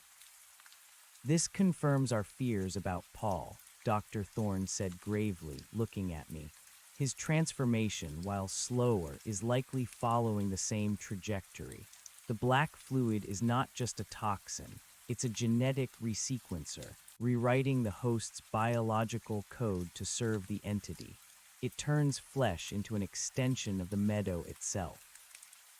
A cold dread settled in my stomach. Paul was not just sick, he was being consumed, turned into one of them. The thought of reversing it seemed impossible. The next phase of the mission was quickly planned. We had confirmed the entity's expansion and its methods of assimilation and defense. Now, we needed to track the harvesters, precise movements, and identify the extent of their new territorial claims. Dr. Thorne hypothesized that the harvesters were establishing more secondary nexuses, seeding new areas for the meadow's growth. Our team, now more experienced and acutely aware of the dangers, moved with renewed caution. Mark, in his stealth helicopter, conducted aerial reconnaissance from higher altitudes, using specialized thermal and temporal scanners to identify unusual energy signatures. He provided us with invaluable intel, guiding us around potential threats. We spent days tracking the harvesters' subtle encroachment. They moved slowly, deliberately, leaving a trail of environmental degradation and temporal instability in their wake. We discovered more small animal carcasses, their bodies oozing the black tar. We saw trees with patches of bark-like fungus. The chronometric sensors on our wrists were now a constant, flickering kaleidoscope of orange and red, a testament to the entity's expanding influence. The harvesters themselves remained elusive, often moving at night or using natural camouflage to blend into the dense forest. We rarely got a direct visual, relying on their subtle environmental impact and the temporal shifts to track their path. Agent Miller's official reconnaissance teams, still looking for conventional threats, were likely completely oblivious to the true nature of the enemy. They're not just moving randomly, Dr. Thorne observed during one of our nightly debriefings. Their movements are strategic. They're creating a grid, a perimeter. They're extending the Chronos anomaly's influence in a structured, calculated way. Then, on the 5th day of our expanded mission, Mark radioed in with an alarming report. Dr. Michael, I've got something major. Thermal anomaly, roughly 10 clicks north of your current position. It's massive, and it's moving. Moving, Dr. Thorne's voice was sharp with concern. Describe it, Mark. It's a huge heat signature, Doctor, unlike anything I've ever seen, and it's kicking up a ton of electromagnetic interference. My instruments are going haywire. It's like a rolling energy storm, and it's heading due east towards the outskirts of a populated area. My blood ran cold. The entity wasn't just expanding into uninhabited wilderness. It was approaching civilization. Michael, Lena, Ben, what's your assessment of a direct intercept? Dr. Thorne asked, his voice grave. Can you get to that position? We need visual confirmation, and we need to understand what this moving anomaly is. 10 clicks is a hard push, Doctor, Lena replied, her voice grim, especially with the terrain and the increasing temporal instability. And if it's emitting that kind of interference, it's going to make covert approach extremely difficult. But we have to try, I interjected, a profound sense of dread mixed with urgency. If it's heading for a town, we have to know what it is, and we have to warn them. Dr. Thorne hesitated for a moment, weighing the risks. Agreed, Michael is right. The stakes are too high. Lena, Ben, prioritize speed and stealth. Michael, use your chronometric sensor to find the most stable path. Mark, continue aerial surveillance, but keep your distance. We don't know what kind of range this thing has. We broke camp immediately, moving with a desperate urgency. The forest around us felt increasingly hostile, the air heavy with the entity's presence. The chronometric sensor on my wrist was a blur of orange and red, indicating pervasive instability. The whispers, always a background hum, were now more insistent, weaving insidious tendrils of doubt and fear into my mind. As we neared the estimated location, the interference Mark had described became palpable. Our comms began to crackle erratically, audio cutting in and out. The chronometric sensor went completely haywire, flickering wildly between all colors, then freezing on a solid, alarming red before going blank entirely. Comms are degrading, Ben reported, tapping his earpiece, and my sensor array is offline. Mine too, Lena confirmed, checking her own equipment. The entity is actively jamming our technology. Dr. Thorne's voice, though distorted, managed to cut through the static. Michael, your subjective observations are now paramount. Rely on your senses. What do you feel?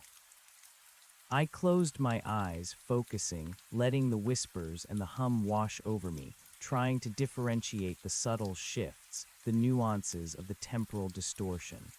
The air was thick, heavy, saturated with an unnatural energy. It felt like walking through treacle, every step an effort. It's like a wall, I reported, my voice strained. A moving wall of temporal distortion. It's incredibly intense, and I feel a tremendous pressure, like the air itself is being squeezed. Suddenly, the ground beneath our feet began to tremble, a low, guttural vibration that resonated deep within my chest, far more intense than the distant heartbeat of the meadow. It was close, too close. Visual, Lena whispered, her voice tight, pointing through a gap in the trees. Northeast, holy shit. I looked and my blood ran cold. It wasn't a tank, it wasn't a patrol of harvesters. It was something far, far worse. Emerging from the dense forest, a horrifying, colossal structure was slowly grinding its way through the trees. It was roughly pyramidal in shape, perhaps 50 feet tall at its apex and easily 100 feet wide at its base. But it wasn't made of metal or stone. It was a monstrous living edifice, a moving mountain of organic, bark-like material, glistening with black fluid, pulsating with an inner ruby-red light. Its base was a churning mass of root-like tendrils and black, fibrous growths that tore through the earth, uprooting ancient trees as if they were saplings. The entire structure pulsed with the colossal heartbeat, now deafeningly loud, a rhythmic thump-thump that vibrated through every cell of my body. Swarms of scuttlers, thousands of them, streamed from fissures in its bark-like skin, darting around its base like an agitated guard detail.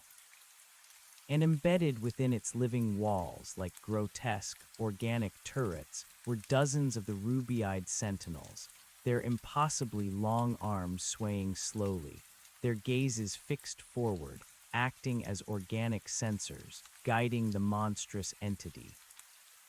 It's a moving section of the meadow, I gasped, my voice choked with horror. It's the entity itself, expanding. A mobile nexus, Dr. Thorne's voice, barely audible through the static, was filled with a terrifying mixture of horror and scientific awe. It's actively terraforming. It's creating a new Chronos anomaly. The sheer scale of it was overwhelming. This wasn't just an expansion. It was a devastating, unstoppable invasion. This mobile nexus was a living, breathing, consuming war machine, a physical manifestation of the Chronos anomaly's will. Its path was clear, due east towards the small logging town of Cedar Creek, nestled just a few miles beyond the current forest perimeter. The thought sent a jolt of pure terror through me. Cedar Creek was a small, unassuming town, completely unprepared for such an onslaught. "It's heading for Cedar Creek," I screamed into my comms, even though I knew the signal was weak. "It's going to flatten it, consume it." Lena and Ben were equally stunned, their faces pale, their weapons hanging uselessly in their hands against such a colossal threat. "This changes everything," Lena whispered, her eyes wide with horror. "We can't stop this, not with our gear." "Dr. Thorne, we need immediate military intervention," I pleaded, hoping he could hear me. "This thing is an existential threat. It's going to destroy that town." But my comms were dead, just static. The mobile nexus was emitting so much interference that it had effectively severed our connection to base camp. We were cut off. The monstrous edifice continued its slow, inexorable march, a living apocalypse crawling out of the wilderness. The scuttlers swarmed around it, a living carpet of chitin and ruby eyes, clearing a path. The air around it shimmered with visible temporal distortion, a swirling vortex of energy. "What do we do?" Ben asked, his voice unusually strained. "We can't just stand here and watch it march into town." I looked at the monstrous entity, then at Lena and Ben. We were three people, armed with non-lethal weapons, facing a living mountain of alien horror.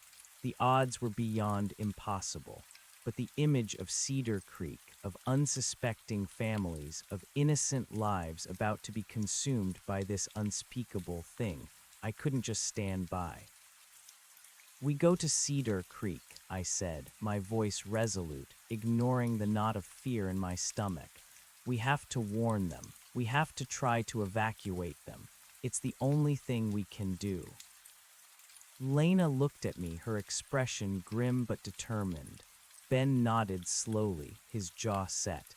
We were soldiers without an army, facing an enemy that defied all understanding. But we had a duty. "Mark," I tried again, shouting into my dead comms, hoping a miracle would happen. "If you can hear me, Cedar Creek is compromised. Warning. Get to base camp. Tell Dr. Thorne. Warn them." We turned and began to run, not away from the mobile nexus, but parallel to its path, racing through the increasingly hostile forest, desperately trying to get ahead of the slow, grinding horror and reach Cedar Creek before it did. The run was grueling. The forest itself seemed to conspire against us, the ground uneven, the air thick with temporal distortion that made every muscle ache, every breath shallow. My chronometric sensor remained stubbornly blank, a useless piece of technology in the face of such overwhelming power. I had to rely solely on my instincts, on the subtle shifts in the hum and the whispers, to navigate the path of least resistance.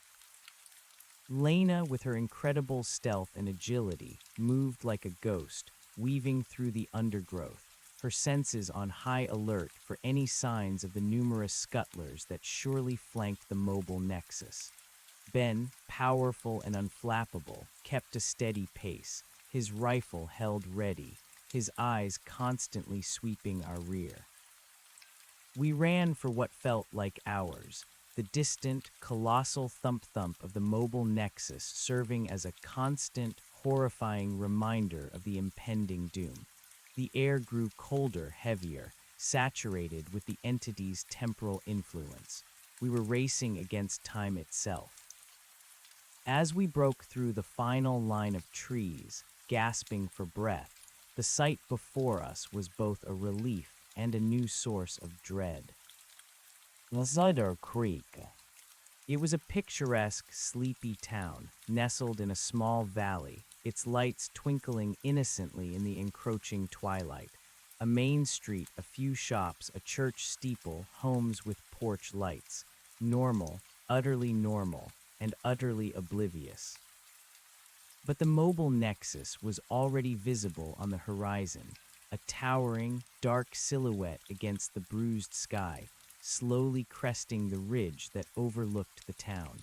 The first houses on the outskirts were already within its shadow. "We're too late to get ahead of it," Ben gasped, his hand on his chest, struggling for air.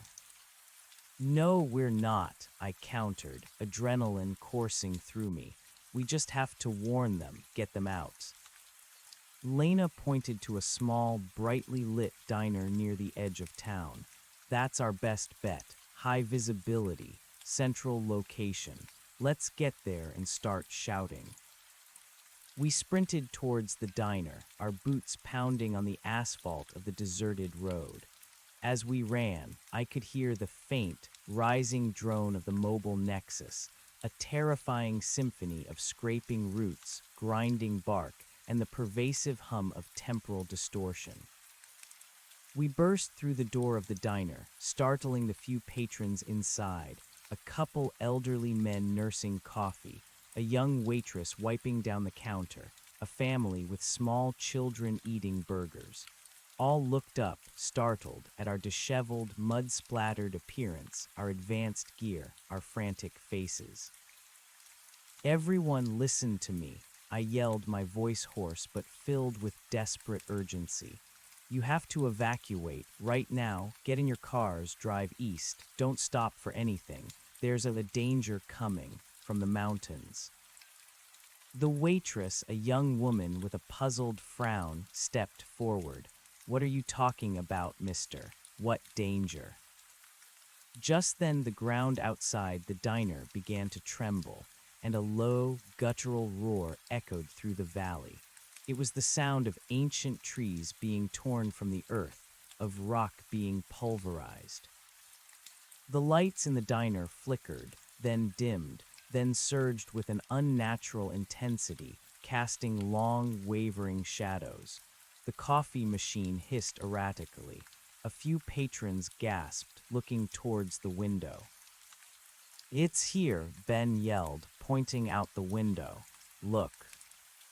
Through the diner's large glass windows, the monstrous mobile nexus was now visible, its colossal, bark-covered form slowly descending the ridge. Its inner ruby-red light pulsed ominously, casting an unholy glow on the darkening sky. The ground shook violently, rattling the cups on the counter, sending a glass of water tumbling. A collective gasp of horror rose from the patrons. The elderly men dropped their coffee cups. The family's children began to cry, clinging to their parents. The waitress stared, her face pale with terror. What is that?" someone whispered, fear choking their voice. "It's a living mountain," another screamed, pointing a trembling finger. "It will consume everything," I shouted, my voice cutting through the rising panic.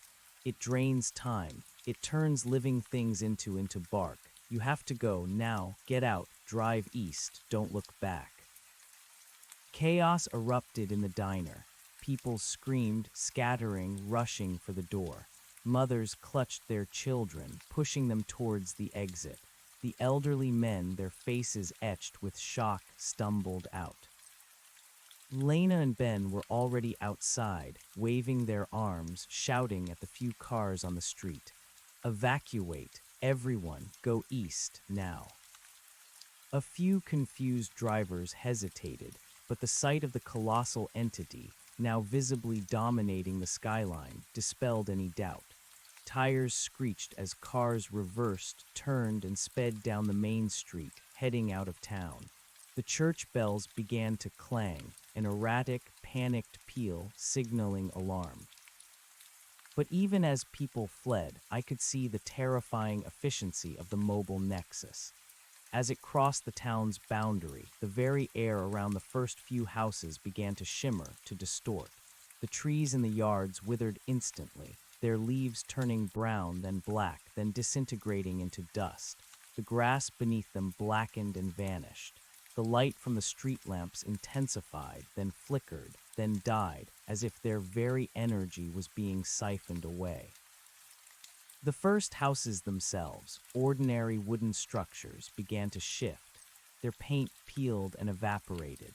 The wood aged decades in seconds, crumbling, cracking, turning black, then becoming brittle, fibrous, like desiccated tree bark.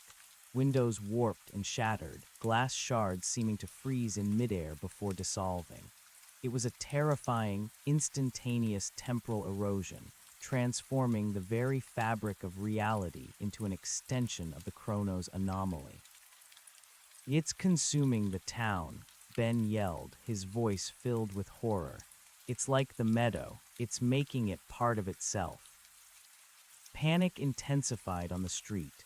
More cars sped away, their tires squealing. But some people, paralyzed by fear or disbelief, simply stood and stared, mouths agape, as their homes began to wither and transform before their eyes. "Don't look back," Lena screamed, trying to herd them. "Keep moving, you'll be consumed." Then the scuttlers arrived. Thousands of them streaming from the flanks of the mobile nexus, a living wave of chitin and ruby eyes, they poured into the streets of Cedar Creek. They were faster here, seemingly energized by the closer proximity to the mobile nexus. Their high-pitched chirps and scuttling filled the air, mingling with the screams of the remaining residents. "They're cutting off the escape routes," Ben cried, firing a sonic burst at a group of scuttlers trying to block the main road. The creatures scattered, but more quickly took their place. A few harvesters, their bark-like skin now clearly visible, their gas masks grim, emerged from the mobile nexus, lumbering towards the remaining stragglers, their ancient rifles held at the ready. These were the converted humans, now agents of the entity, moving with slow, methodical purpose. "Michael, Lena, Ben, report." A new voice, urgent and authoritative, crackled through my comms. It was Agent Miller. The signal, however weak, was somehow getting through. "We're getting massive energy spikes, thermal anomalies off the charts. What's going on? What are you seeing?" "Agent Miller, it's here, the entity." I yelled into my comms, my voice raw. "It's a mobile nexus, a living mountain. It's invading Cedar Creek. It's consuming the town. The harvesters and scuttlers are everywhere. Get military support, air support, anything. People are trapped." "A mobile nexus? What the hell are you talking about?" Miller's voice was incredulous, but tinged with a dawning horror. "We're tracking something massive, but we can't get a visual. Our drones are being jammed." "It's real, Agent," Lena shouted into her comms. "It's an organic pyramid, 50 feet tall, hundreds of feet wide. It's turning everything to bark, and it's swarming with these insectoid creatures and transformed soldiers." "Oh my God," Miller's voice was a whisper, filled with genuine horror. I'm seeing some drone footage now, thermal ghosts, impossible shapes. It's actually happening." His disbelief had finally shattered, replaced by stark terror. "We're scrambling every available unit. Air National Guard is being prepped, but they're not equipped for this. They don't know what they're facing. They won't be able to stop it with conventional weapons," I shouted, a desperate plan forming in my mind. "This thing feeds on temporal energy. It probably feeds on kinetic energy too. Dr. Thorne said it might. We need a weakness, something about the core, the orb." The mobile nexus, in its slow, relentless advance, had now engulfed the first row of houses. Where once stood homes, there was now a churning mass of black, fibrous growth, an extension of the living mountain. The temporal distortion was visible now, a rippling heat haze that made the air shimmer, distorting reality. More people were screaming, trapped. Some were caught by the scuttlers, their cries abruptly cut short as they were overwhelmed by the chitinous swarm. Others were simply engulfed by the temporal erosion, their bodies withering, skin darkening, transforming into bark, their screams becoming guttural gurgles before silence. It was a mass assimilation, horrifying and unstoppable. "We have to draw its attention," Ben yelled, firing a powerful sonic blast at a cluster of harvesters that were herding a group of terrified residents. The harvesters staggered, momentarily disoriented, giving the residents a chance to flee. "No, not its attention," I corrected, a cold, focused resolve washing over me. "We have to hit its core." Dr. Thorne said the orb was the central processing unit. If this mobile nexus is an extension of the meadow, then it must have a similar core, a heart. I looked at the monstrous entity. Its inner ruby glow was most intense at its apex, where the structure reached its peak. That must be it, the nexus core, the heart of this moving nightmare. "We need to get to the apex," I shouted, pointing to the glowing peak. "That's where the core is. That's where we can hurt it."